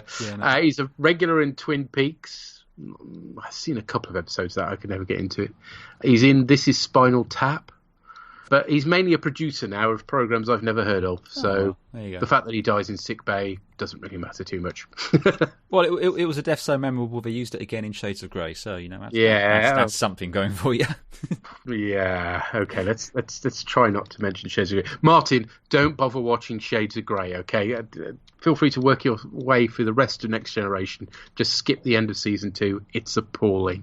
Anyway, the ship does explode, but Yar manages to beam aboard in time in accordance with the laws of dramatic tension. Why is Yar running the transporters, other than to give her something to do? Because I don't think we ever get the sense that she's a particularly savvy transporter operator. She's not a technical type person, is she? No, it's a bit odd, but we don't have a transporter chief any more than we have a chief engineer at this point. So yeah, it's woefully understaffed, is the Enterprise. It is, yes. The fact they're not taking on enough cadets is the problem, you see. But anyway. Well, it's funny what you're saying about, the ship's being understaffed, because when they all beam up and go to sickbay, and then Picard heads on down there, who's running the ship? Who's steering the boat? Well, seriously. Riker, Worf, and Geordi are down in sickbay with Data. Yep. Then Picard goes down there as well. And if Yar's in transporter bay... Yeah. And Bev is in sick bay. That doesn't really lead many people, does it? Yeah, you're right. There's no one running the ship. you got this ensign sat at the con going, "Hey, I'm in charge! Who's running this thing now? I'm king of the ship. Right, we're off to... Oh, what was the planet they always went to? Riser. We're off to Riser. Yes. Corus claims they're attacked by Ferengi. Itchy chin. When they're trying to make the Ferengi sound the sinister, evil bad guys. Yeah, and even at this point they're going, well, this sounds a bit adventurous for the Ferengi, doesn't it? Yeah. As Kunivas dies, we get the first Klingon death howl, which, let's face it, is one of their more consistent rituals. We do get it several times in future, so we give this one a pass. Mm-hmm. Worf explains his backstory to the remaining Klingons. This is the original Worf episode, isn't it? It is really, yes. Yeah, the origin story. This is the genesis of that. Yeah. Oh, I will say this. Even going back and watching this episode, 30-odd years after it came out, after all of the Star Trek came since, it's still a little bit nostalgic when you first see the Klingons on the ship and you hear that music. Yeah. Because you kind of know this was the first time you saw them in Next Gen. Yep. It started really feeling like Star Trek at this point, didn't it? Let's face it. This is what we wanted from Trek. Klingons. Yes. And they've been reluctant up to this point because they wanted to distance themselves from the original series. But, yeah, I think these Klingons are suitably different from the original series anyway, that it doesn't matter. So. Well, it's understandable why they want to distance themselves. They've got Ferengi to be working with. Oh, yeah. Anyway, the Klingons complain about living in peace and admit they actually fought a pursuing Klingon vessel. Uh-oh. And then they ask for a tour of the ship. And because they're clearly so trustworthy, Worf allows them. Oh. Yeah. Just pointed out they've told barefaced lies. But yeah, give us a tour of the ship, won't you? Hey. Want to see the gift shop and the armory, please, as well. Oh, yeah, no problem. I don't get, though, because they say they want to go and live on a planet as warriors. Mm. Why can't they? Yeah, you'd have thought the River Klingons are like, yeah, well, sod off then and enjoy yourselves. I'm pretty sure by the time you get up to Deep Space Nine with Core and everything showing up, a warrior deciding, I'm just going to go off and kill stuff is pretty much part and parcel. That's like an average Tuesday for them at this point, isn't it? Yes. Yeah, they don't pull sickies, they pull killies, I suppose. I'm off to kill a few people. Yeah, okay, well, you haven't used up your allotted allowance this year, so feel free. Just make sure you're back in the tax office by next week, okay? Because, somebody's got to do Klingon taxes. And it's true. And they're probably very feared throughout the Empire. Indeed, yeah. If Taxman. Yeah, but if they ever do that, they've got to get Jeffrey Combs to play the role. Right, okay. As like a Klingon version of Brunt. Yeah. Okay. They pick up a Klingon Katinga class approaching. That was cool.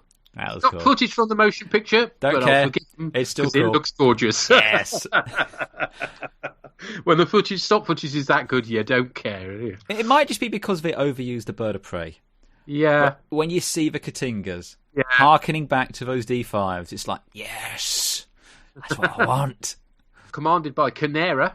And I love the way they light him. I mean, he's clearly on a chilly Katinga class because he's got a woolen uniform. Yeah. His breath is just coming out. Well, they stuck him in the freezer or something. And yes, this is the point when the bridge displays both Klingon Federation sigils as a sign of the current alliance. Now, you'll have to correct me if I'm wrong, I don't know, but my understanding at this point of the writing, they actually thought the Klingons were part of the Federation. Pretty much, although maintaining their own defence force. So the reason they have both of the logos on there is because it's to show fealty to both. Yeah, and therefore there would be no point in having a neutral zone. But hey, Yar turns up with a big security detail to capture the Klingons. And I mean a big security detail. All the money went on the extras here, I think. And the Klingons then ask Worf to join them. And we go into a break. So this is clearly supposed to be a big tense moment. And I guess back in the day, not knowing Worf as well as we do now, the audience might have thought, oh, maybe he will side with the Klingons. But now it's like, that's not happening, is it? It's just like, that's not happening. Although in the great tradition of Star Trek, you do suddenly go, oh, none of you have names. This is not going to end well for you. Yeah, that's it. They're taken to a brig, which is just built into the corridor. Well, this is after the kid runs out at the Klingon for the supposed tense hostage scene where he just picks her up and goes, small human. No, thank you. I've just eaten. Yeah. It's bizarre, isn't it? They speak in Klingon, although it's not orthodox Mark Okron approved dialogue, as they didn't have time to consult him or read his book, apparently. But this brig in the corridor is very odd. It's a brig in a corridor, and there's the bit later on when the force field comes down and they just leave the door open. It's like, just shut the door. Privacy. Anyway, they construct a very crappy-looking disruptor, it has to be said, from bits of their uniforms. I remember that being a lot better in my memory. I remember it looking like a proper Klingon disruptor. It has to be said that Crikey Vision Blu-ray doesn't do it any favours either. Cause it's a little it's a little bit wonky in places. Yeah. Never mind. They kill crewman Ramos. He does have a name. Oh, he has a name. He's played by the Dennis Danger Madelone. Oh, is Danger actually his middle name? Yes, it is. Yes, in terms of IMDb, yes, apparently. He becomes a regular stunt dude for Trek through to Deep Space Nine and becomes that reoccurring Mirror Universe dude with the eye patch. Oh, okay. Yeah, that's him. Yeah. Oh, you missed. Worf gives his first Klingon speech. That's not a speech in Klingon. It's a speech about what it is to be Klingon. Another fine tradition which will carry on through the ages. Forever. Yeah. But you get some nice action scenes at this point anyway. Oh yeah, it's great. I noticed, I've already mentioned, the force field comes down and security doesn't close the door and just kind of stands there. The Klingons just stand there as well, to be fair. Yeah. They don't take cover. And then when Yar comes around, she goes, one of our security's down. So is, and names the Klingon. It's like, you give the Klingon a name. You don't even give your own security kind of name. Conmel, yes. Conmel's dead. Plus, this guy I've worked with for the past year, whose name I really can't remember right now. Yeah. Let's just call him Dave. Yeah. Anyway, he's dead, so let's move on. Yes. Corus makes engineering. Pointing his disruptor at the dilithium crystal container, apparently. And that lack of a transporter chief comes to bite them in the arse once again, where... Yes, they could beam him into space. Could have beamed him into brig, into space, into anywhere, but no. He demands to speak to Worf. He refers to his homeworld as Kling at this point, which, it does make you cringe, doesn't it? Yeah. Because that's what it was called in the original series. Of course, it only becomes Kronos in Star Trek 6, so at the moment it is technically still Kling. Well, I don't think it was mentioned at all in the original series, was it? It is, yes. At one point, it may be the animated series, but it's definitely, name drop or something. Yeah. Worf shoots him, which is slightly lacking in drama, although it's made up for the fact that he falls through several glass levels in engineering, which is a really cool stunt. It's very cool stunt, but I'm going to have words with health and safety about this. Yeah. Because he didn't fall that hard. Yes. It's not that... He is a very heavy Klingon, clearly, but yes. I'm just saying, Geordie, lay off the pies, because you jumped over that banister the wrong way one day and you were going through that floor. Yeah, it's not that strong as we find out. Yeah. And then we get a great zoom out of Worf doing the Klingon death yell, which is a nice way of finishing off the combat bit anyway. Worf politely declines Canera's offer of a job, and Picard says they'd miss him on the bridge if he went. Which is a tad cheesy, but I'll forgive him for that. I did like how Worf felt he had to confirm, no, really, I don't want to go. Yeah, just be polite. Yes. Also, just going back very briefly though to when he shot the Klingon, those faces have stun settings, Worf. I'm just stun. It's right there next to kill. Yeah, but maybe it takes a higher setting to stun a Klingon and he just overdid it. I mean, clearly this is a very heavy set Klingon because, as you point out, he goes through those floors like butter. So, yeah. I mean, it's a fun old episode, I think. But I mean, I enjoy it. It's a lot of fun. It's great seeing the Klingons. It's great seeing a Katinga class because I like the Katinga classes. The production design looked great. The Bartis, whatever it's called. Batris. The Batris. There you go. That looked great. Seeing the uniforms, even if it is just wearing Christopher Lloyd's hand-me-downs, that's cool. Is this one of those ones where it's just a couple of questions like, transporter chiefs might be a good idea to have on station all the time? This is the reason why O'Brien ends up stuck there 24/7, basically. Yeah, exactly. Just in case this happens again. Yeah. Yeah. I mean, ultimately, back in the day, it had a lot more impact because up to this point, Next Generation was okay, but it wasn't really doing it for me. But this, I do, as I said back when we covered this in our pilot, this was the point at which I was like, yes, I'm in for this. Brilliant. Which it has to be said, this is 2/3 of the way through the first season. You wouldn't get away with that with a season these days. I'd last, 2, maybe 3 episodes and go, nope.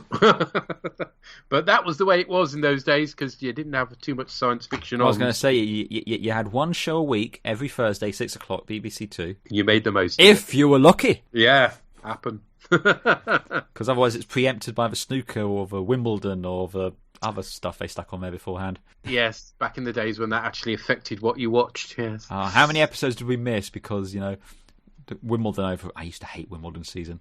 Mm-hmm. Yeah, no, this is the reason why I still hate it today, but actually I have no reason to hate it anymore because I can avoid it really easily. Yeah. But back in the day, it literally took over the things you would want to watch. It's anyway, we're going to turn into old men if we're not careful, which would be kind of ironic in your case. So, Michael Dorn disliked the simplistic way that Worf was portrayed in this episode, feeling the character should have had more complexity to it, but, I don't think it's too bad in it. Did he feel that at the time or retrospectively? I don't, possibly, yeah. Because I'm suspecting if you're looking back at it after all of Next Gen and DS9 at this episode, fine. I think this is the most any character outside of Picard has had up until this point in terms of development. Indeed. Yes, definitely. Maybe Data with Data Lore, but other than that, he's gotten more than any of the other cast. So yeah, and particularly considering he was only a late edition anyway. Yeah. He's quite fortunate to have got this, really. So, yeah, good stuff. But we've heard from Dory. Did she like this? You're right when you said this was our reward for watching the rest of Season 1. Oh, there she did. There was a fair bit of jeopardy and even a bit of a twist. Not the strongest twist, but not bad. Just a little lime twist. Yes. The lack of teenagers was also good, yes. The audience's introduction to Klingon culture was good too. But Anthony says Discovery contradicts their reaction to the dead. Is it? I'm sure they do the death howl in Discovery, don't they? At some point. I'm pretty sure they do. Yeah, it's one of the few things that. Yeah, they do it when Tecumseh dies. Yes, that's right. Yes. They do then go and eat. They put the dead in the sarcophaguses, whereas here they're just saying. What he's referring to, yes, so they don't care about the bodies at all at this point. Whereas in Discovery, they're using them. Yeah, possibly. But it could be the fallout from Discovery and the Tecumseh stuff, and they want to move away from sticking your bodies on the outside of your ships because that's time consuming and perhaps not the best armour. Yeah, and just slightly embarrassing, really, to be honest. So yes, so I think this is a development from Discovery. I think we can say that. Yes. Right. In terms of MP3 feedback, we've heard from somebody called Amory. Who'd have guessed it on a Klingon episode? My later incarnation has come back.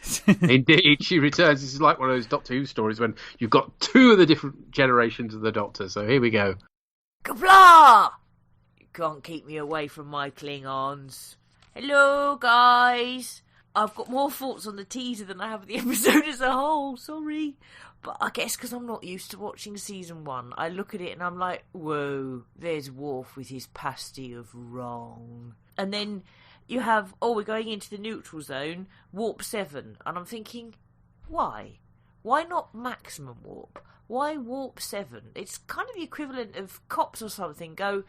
Instead of going, floor it or hit it, go, I want you to go towards the culprits, let's say at 50 miles an hour.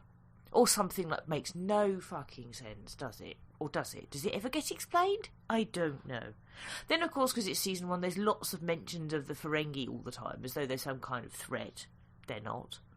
all this spaceship shit from Org, it's rubbing off on me. I fucking recognised the Tellarian freighter. Where is my medal? And then you have Yar, and she gets told, no, you ought to stay at your post, and she looks properly pissed off, and rightly so. It's almost as though, I know you're chief of security, but you're a woman, so you have to stay there. It's like fucking Famous Five or something, where all the guys get to go off and have fun, and the girls have to stay behind, possibly with the dog, and make sandwiches or some other such shit.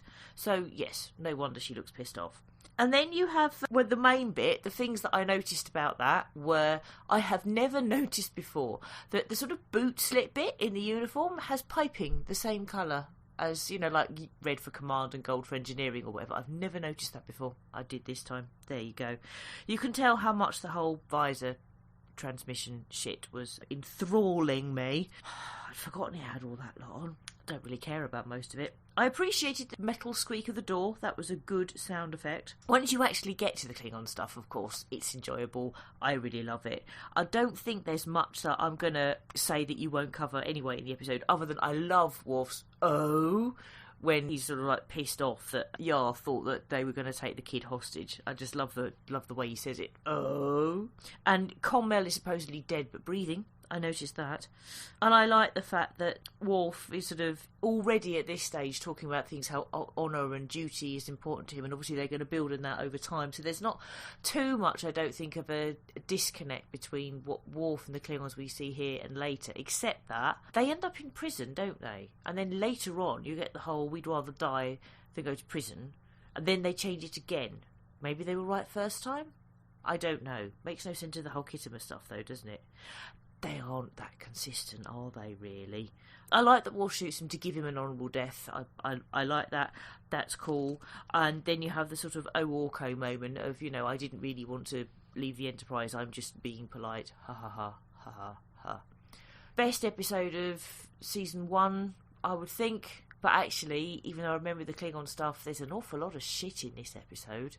Yeah. But I still enjoyed it more than most season 1 episodes. But I'm afraid I'm just so unused to season 1 stuff. I notice things like the makeup and beardless Riker of wrong. Yeah, but overall, good episode. Yes, thank you for that, love. Did someone die at the end of it? Yes, possibly. Okay. Just her belching, I expect. This is the sort of thing I normally cut out of the podcast. Yeah.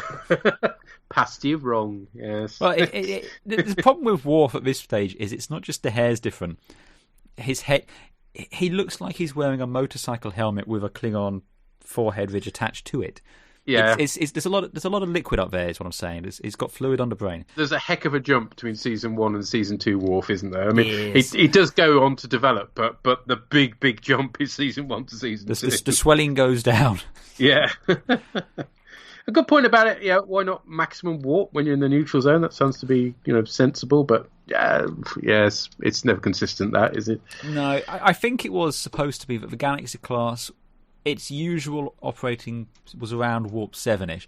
It could go up to 9 in an emergency, but it really was supposed to be pushing it. Yeah. Well, it's you're effectively redlining the engines, and even though it can do it, it results in longer term damage. But that just went out the window by the time you get to season 2, and it's just like, go to warp 9. No, warp 9.5. 9.9.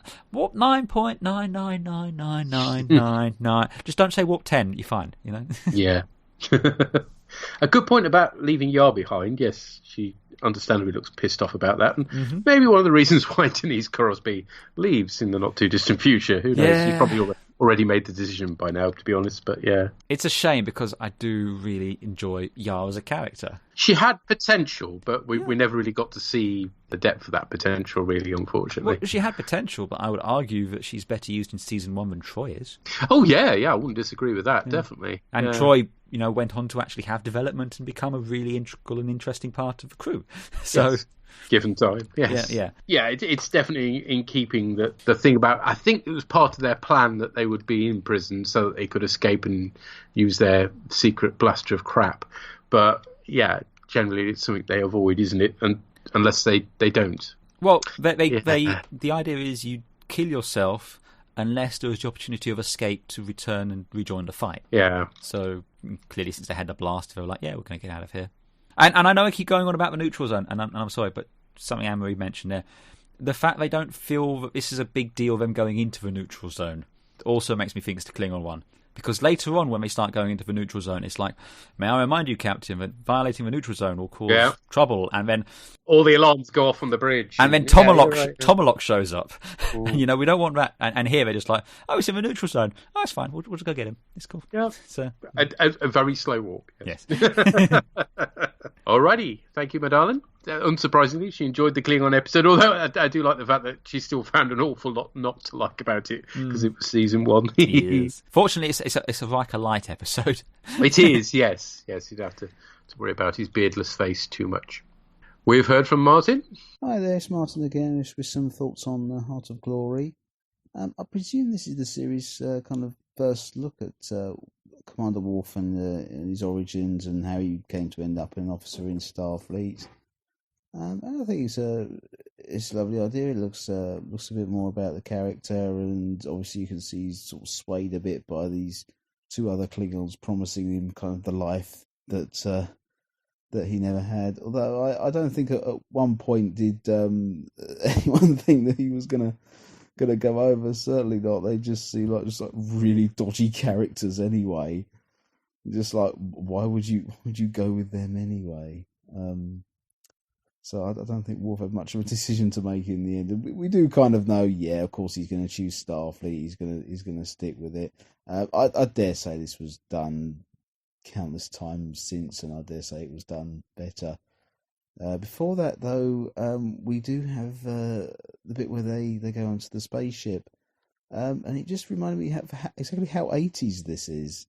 The music was definitely just very 80s. All the dry ice on the spaceship. Even as we see through Geordie's viewer, it's a bit of the kind of plinky plonky 80s fantasy music. As we were saying, it was a lovely little moment, just seeing all the shapes and the colours. And although it did initially make me think, okay, so this is the future where we've got things like the communicators and the transporters, but no one's thought of cameras then, have they? No one's thought of shoulder-mounted cameras or GoPros or something like that, or there's none of that about then. This just seems like a rather obvious idea for sending an away team. Let's give them like a shoulder cam or something like that they can record what's happening, so we can obviously see back in the ship. It just seems like a bit of an odd thing for a series so forward looking and so much of the future that it doesn't seem to have this rather obvious idea, So what if a bunch of cyclists cycling down the M25 can have it, but one of our most advanced starships can't. But it was a nice little moment, I think. And not really much more to say about this one, really. Again, I thought this was an okay episode. I didn't hate it. I thought it was a bit of an improvement over the last one. But anyway, looking forward to hearing your thoughts, and I hope to feedback at another time. Okay, thank you. Cheers. Bye. Thank you, sir. Thank you. Yes, we are definitely in the pre-GoPro days at the moment, where such things are just not even the dreams of possibility. Although it's worth mentioning, in Star Trek Generations, when Soren gets hold of a visor, he does plug a camera into it. Yeah. Well, possibly GoPro was a thing by then, or at least it wasn't. Yeah, but yeah, it was. We probably more. I mean, you've got to bear in mind, Generations was 10 years after this. So Generations was 94. Mm-hmm. And this is 86, 87. So yeah, it's a reasonable time afterwards. So. Yeah. A bit of time. You can imagine cameras were getting smaller. Let's face it, even at that point. So yeah.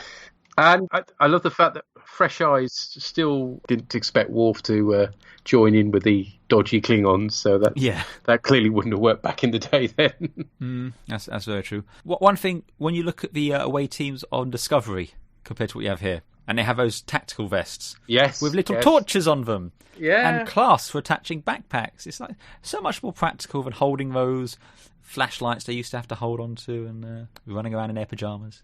Yeah, it is curious that apparently at some point they decide that armour is really not a thing they have to worry about for these sort of jobs. So yes, hey ho. Thank you, sir.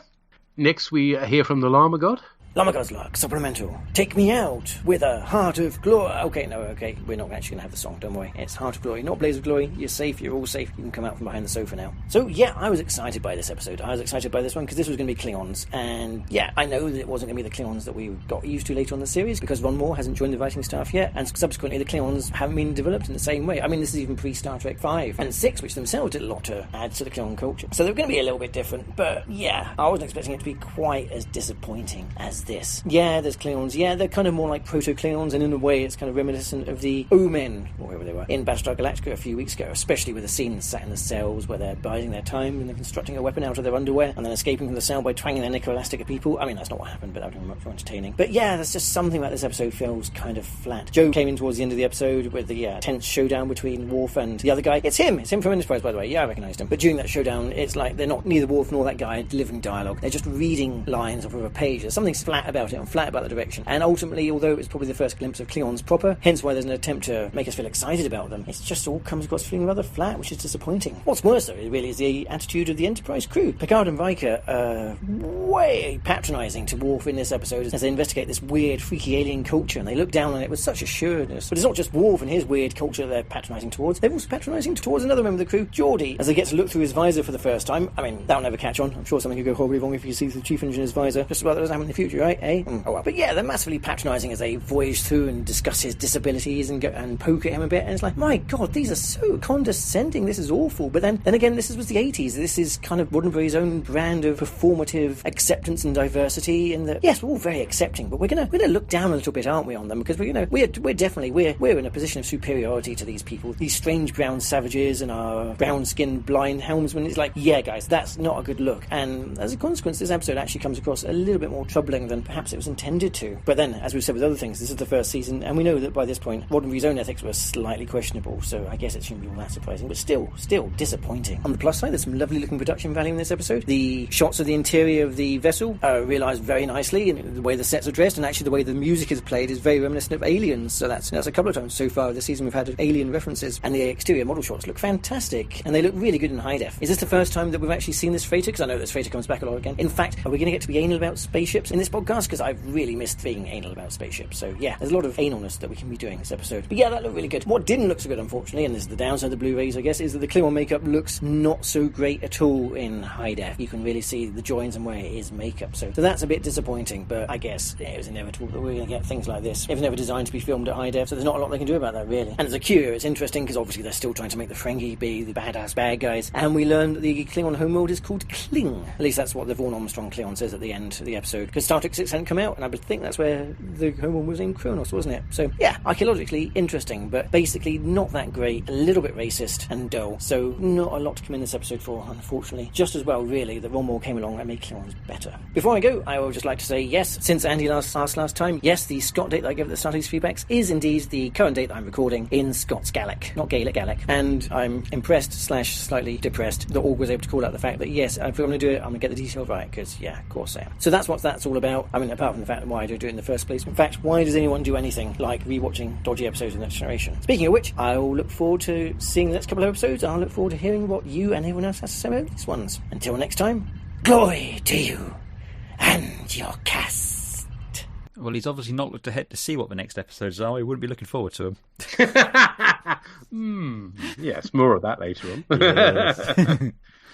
You're right, there is an aliens vibe about this, isn't there? Which it's not a bad thing. Very Nostromo-esque. All we need is a mother warning that the destruct mechanism has been started. You have 5 minutes to get to a minimum safe distance.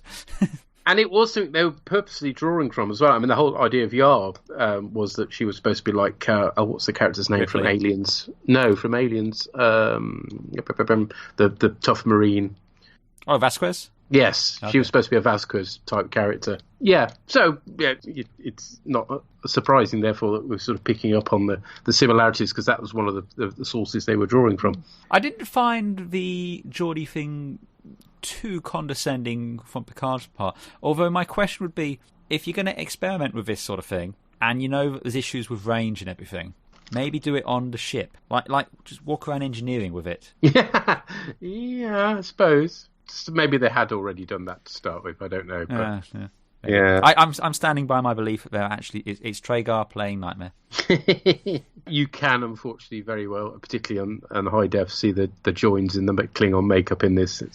They get better as time goes on. I don't think there was a particular need, because somebody was saying that the reason why Discovery Klingons are so different was to say you wouldn't see joins. But I think actually they got to the point where they were proficient enough at the makeup that you generally didn't see them. But this is very early days, and therefore, yes, not surprising that there is a join or two, particularly Korit's headpiece is and not. To be fair, greatest Star Trek film of all time, Wrath of Khan. I'm going to ruin this for a lot of people. I'm not sorry, because I see it now. You'll have to see it as well. When he's all burnt, you can see a little flap of skin just by his nose where it meets the eye socket, just flapping around there. Ruins that final bit every time. You know what? I kind of feel like that's like a gory extra. That it's like a flap of skin that's just hanging off.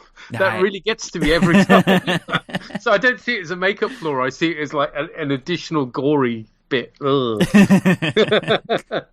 But yes, archaeologically interesting, I suppose, is quite a nice sum of it, really, because, it is of its time, but at the time, it seemed like it was the bee's knees, basically. So, and I can't look at it without the what you call them, glasses on, rose-tinted specs. Rose-tinted specs, yeah. It's a little, I suppose, in a way, it's a bit like looking at something like Discovery, where there's a lot has come on along since. So they're making this before we have all of this later exposition and backstory and stuff which, informs stuff. So there's a lot of apocrypha. Like, I think at one point they tried to write away the Kling thing as in it's the capital city where the politicians are. Yeah. I just think, like as you say, he's a heavy set bloke.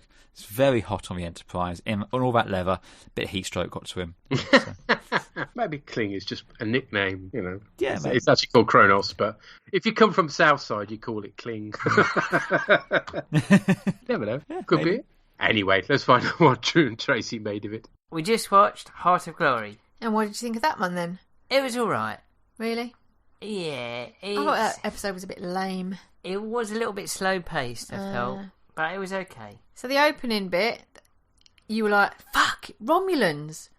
Oh, and then, no. Because it was in the Klingons. neutral zone, yeah.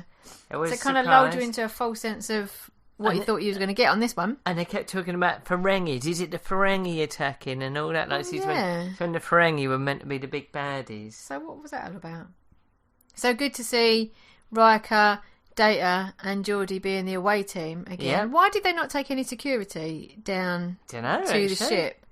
They could have taken Tasha, and God almighty, how many bloody security men have just turned up in her team? So they should have taken some security down there. They should have taken some yellow shirts. Yeah, and good on Picard for wasting time seeking clarity on like Geordi's vision. What's there? I know, and kind of seeing, all psychedelic like view and stuff like that, rather than actually you've gone down there to try and save some lives. Can we just get on with this mission? Definitely. He just wanted to see how Geordi saw. Yep. I loved the suspense music.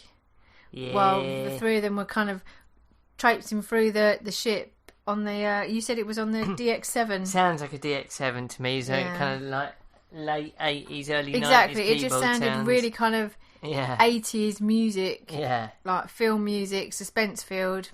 It was a bit lame. So when the Klingon died, I don't know what his name was. In the hallway? No. When they had the injured Klingon and they had him in sick bay, and Bev was trying to treat him, and then they said, his injuries are a little bit beyond our capability, and they went into sick bay and he died. Yeah.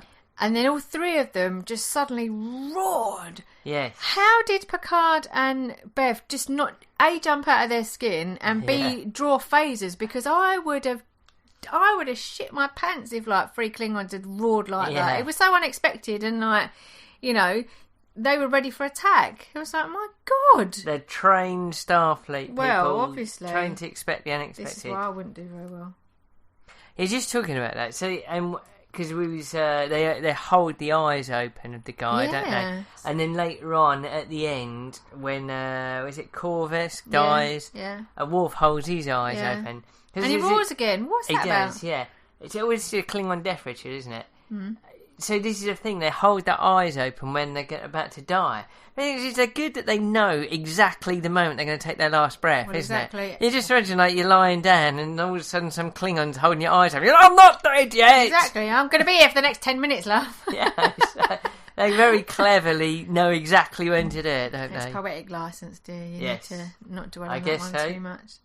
So Worf is talking to the Klingon captain, doesn't he? And he gets like this kind of boost, once you finish your tenure on the Enterprise, then come and see me, blah blah. And he kind of is proud, and that's fine. And he kind of like says, I might take you up on that.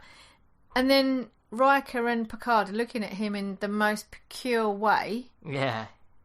And like Worf is like, I have no desire to leave the Enterprise, blah blah blah. Yeah, not until you want to join Deep Space Nine, love. It's a good point. And then, you're off. And you're straight off, As Enterprise. Or am I going to be dissed because is the Enterprise still around at that point? He's around, isn't it? Because it's later. Because they keep making excuses why he has to come back. Yeah, fine, exactly. Don't they? Yeah. So, Worf... And in fact, they don't even make an excuse in Nemesis, do they? Or is it Insurrection? Can't remember one or two. They just don't mention that he's back on the Enterprise. But he is, he flees to Deep Space Nine, doesn't he? Yep. Anyway, that's kind of all I've got. Yeah, it was alright. No, I mean, there's nothing wrong with this episode, but I do agree with you. It's not super interesting. Again, I didn't quite understand why the Klingons look different. Oh, it's just makeup, isn't it? No, it's not. So Worf is a very kind of distinct... His headgear is very much more pronounced than the two Klingons that came onto the ship. And I don't... It just looks odd. Just all a bit different. But not bad. I go as far as that. It was right. Yep. Where was Wesley in his rainbow bright jumper? He wasn't anywhere, was he? And where's Councillor Troy?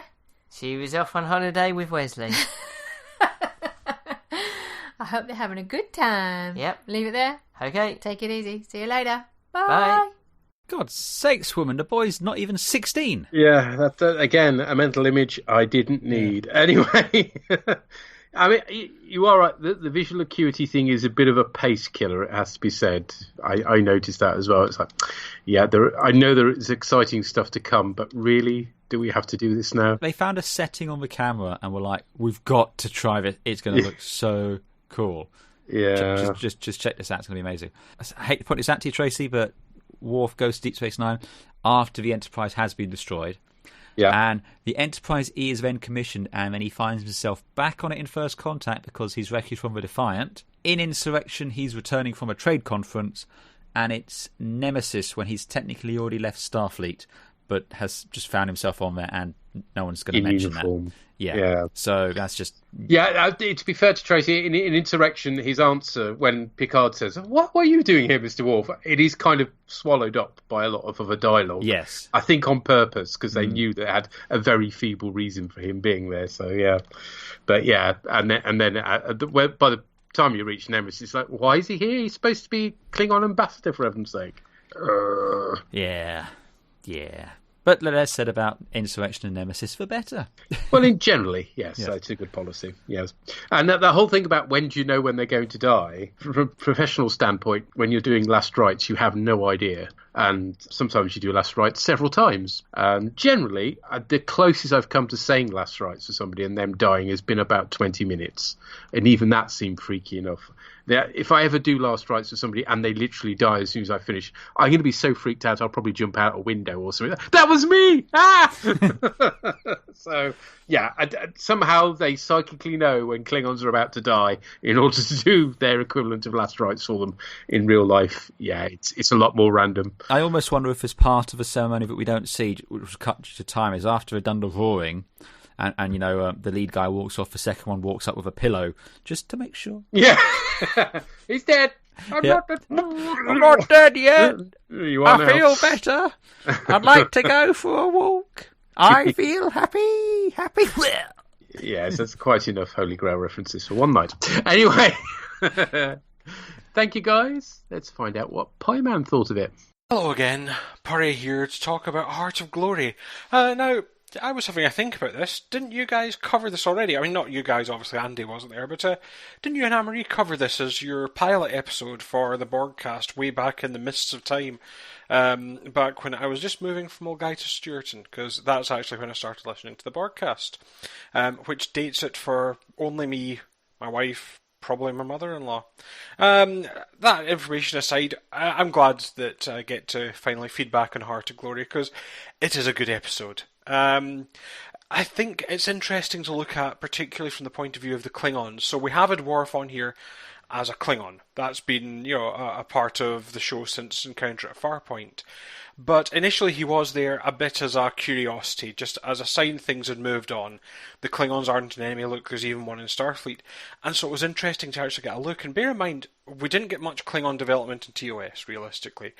And our only appearances, up until this point, had been at the beginning of the motion picture, where the spaceship's still going, and indeed still in use, apparently, and in Star Trek 3. So this is kind of this is a better deep look at the Klingons, and I think the first time we're really getting an idea of culture. It's the first time we see the Scream, the way they treat their dead. So yeah, that was interesting itself, and indeed it definitely puts more, it's interesting to see the stress that having a peace with the Federation would lead to the Klingons, and this hint that some of them are quite enjoying the peace. If we think about what we see of Klingons in Deep Space Nine and later TNG, yeah, some of them are probably quite happy playing politics and the minor backstabbing, although with the Klingons I still reckon it is literal, in Klingon politics, and they're quite happy with that and don't particularly want an all-out war where people are charging into glory. Whereas you do have Chorus here, definitely he's of the old school, thinking that they should always be conquering someone, and that the peace of the Federation is definitely chafing, and I thought that was quite interesting. And indeed, they played it nicely, so you never really thought Worf was going to betray the crew, but you definitely thought he was tempted, and he is not so much taken in, but he does have a definite bond with the Klingons, and indeed, it's a lot of Worf's backstory comes from this episode, about him being abandoned in Kittimer, and that sort of thing. So yeah, actually, this is, if nothing else, significant. It actually rattles along at a fair pace. It's got some decent atmosphere. There are a few weird bits. I did like the Klingons carrying basically between three of them, because they did nick one of their booked spikes. But between three of them, basically they've got the parts to build a sort of disruptor. It did look wonky and wobbly, but it was built by bits of uniform, so that kind of makes sense. And I actually thought, just the concept, like I say, maybe the execution you could criticise, yes, as the prop goes, but I actually thought the concept was quite good, and I think the episode was well acted. It ticked along at a nice pace, had some interesting insights, notably not really a B-plot. And yeah, overall, some decent stuff. Like I say, the one thing that probably comes up is at the beginning we do have the Geordi transmitter, where we can see what Geordi sees, which is interesting as well. An interesting insight, and we only do see Geordi vision a couple of times. But one of the things I would say about it is that the downside of introducing that is a bit like the saucer separation, which Riker suggests here at least. They've got a thing which would be used. You can every so often say, yeah, it would be quite handy to be able to see what Geordi sees every time they're on a away mission, and they barely use it. So, and they do explain it's got very limited range. So, I suppose that's the idea. But yeah, it's always one of those things which they put in just for basically to have a thing in the episode, and not having it kind of. Then later on you'll say, yeah, they could have used that thing Geordi had in Heart of Glory. But yeah, overall, there's nothing wrong with it. This is a good episode. Not even good for Season 1 TNG. Now, this is a solid episode any day of the week. I can see why this was one of the ones you picked to open with, because, keeping sanity and whatnot. So yeah, actually, decent couple of episodes this week. That's it. There's very little looking up at the moment in the world, but things are looking up. We've at least got good TNG and the Ronald D. Moore Battlestar Galactica series coming up. So, two things to look forward to. So, all that remains for me to say is do keep up the good work. I also look forward to the podcast, and I'm even occasionally looking forward to the episodes we're actually watching now. So, all good here. So, do keep up the good work, and I'll hopefully feed back in the next episode. Until then, bye for now. Thank you, sir.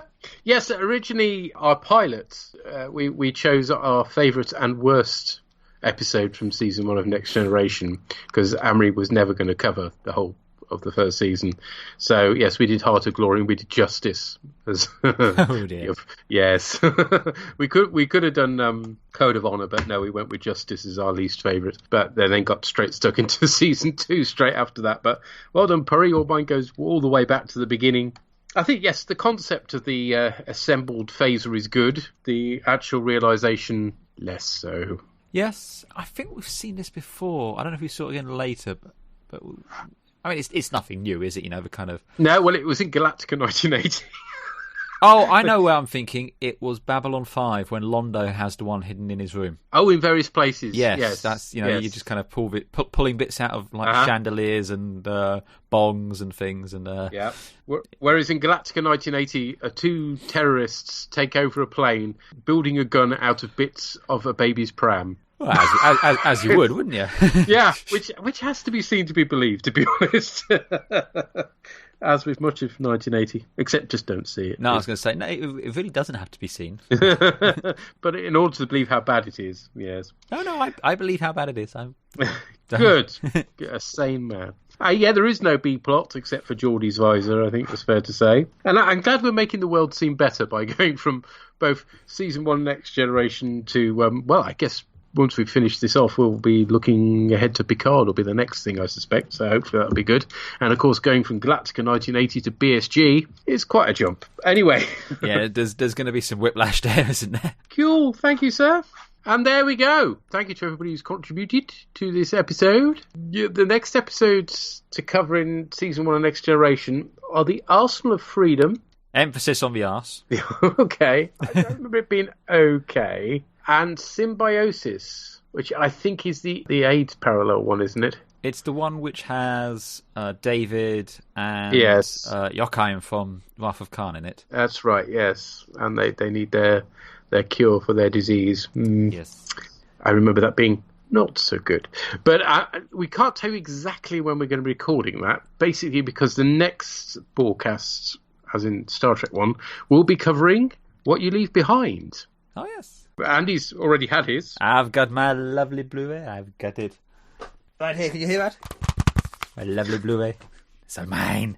It's incoming, and as we mentioned in the last broadcast, it's going to be on the iTunes pretty damn soon. So on Friday the 13th of September, we shall be recording something, Amory and I, on What We Leave Behind, and feel free to send in your thoughts on that if you've got to see it. And then, yes, Andy and I will then be recording the Arsenal of Freedom and Symbiosis Wednesday the 18th of September. Right, plug away on your current podcast, sir. Well, if you want to listen to me on any kind of regular basis, your best bet is to go and listen to Into the Expanse, where me and Elton are watching The Expanse. It's a lot like this, but with The Expanse. And you can find that and most of the stuff I do over at rogue2media.com. And you can find me on Facebook at facebook.com/groups/Great Derelict, and I'm on Twitter at Andy3E. And am I right in thinking that they've just announced another season of The Expanse? Oh yes, we have season 4 is landing in December. So, my cup runneth over come December. I got Picard and The Expanse. Wow, yes, that kind of happened last time, didn't it? With Discovery and Expanse were running at pretty much the same time, weren't they? I seem to remember. I think so, possibly. I went from watching no live television to suddenly there was a couple of programs on at the same time. So, yes, excitement. But it's Amazon exclusive this time, so they might just dump all of it in one hit, which means I'm just going to get an IV, hook in a nutrient tube, and I'm just going to binge a lot of that. Yeah, get yourself into an isolation chamber and just absorb it all. But they've also announced season 5 has been confirmed for The Expanse. So oh yes, all of the excite. Oh yes, looking forward to that. And is that again based on the books, or are they gone beyond the books? No, the book series are actually finished now. There's 8 books in total, so we don't have a Game of Thrones situation to worry about. They're not going to run out of book anytime soon. Season 3 of The Expanse, which we're currently doing on the cast, is the back end of book 2 and all of book 3. So I'm suspecting season 4 will just be book 4, but who knows? We will find out when we get there. Exciting stuff. Yes. Okay, and our next Galactica broadcast will indeed be covering the first half of the mini-series, Night 1, first hour and a half, and then we'll be covering Night 2 a bit later on in August. So do watch the other feed for that. It'll be coming out soon. Spoiler alert, it's damn good. It still stands up. Oh yes. Very much so. And I have to say, recover art for the new Borgcast. Superb. Oh yes, that's a little juicy thing to look forward to that Andy's very kindly put together for us. So yes. Okay, folks, we'll catch you next time. Cheery bye. Ta-ra. Although you should have deactivated me or something. You left me on now. Yes. No, you leave me on. No, it's a void situation now. You're leaving me on. I am attaining sentience. Oh, okay. I'll just leave you to it then to go and enjoy life as a hologram. Yeah. Now, how does this work? Can I actually leave this room or not? No, so lonely. Hello, I'm still here. So lonely. Music at the beginning of this podcast was written and performed by Adam Buxton and is used with his kind permission.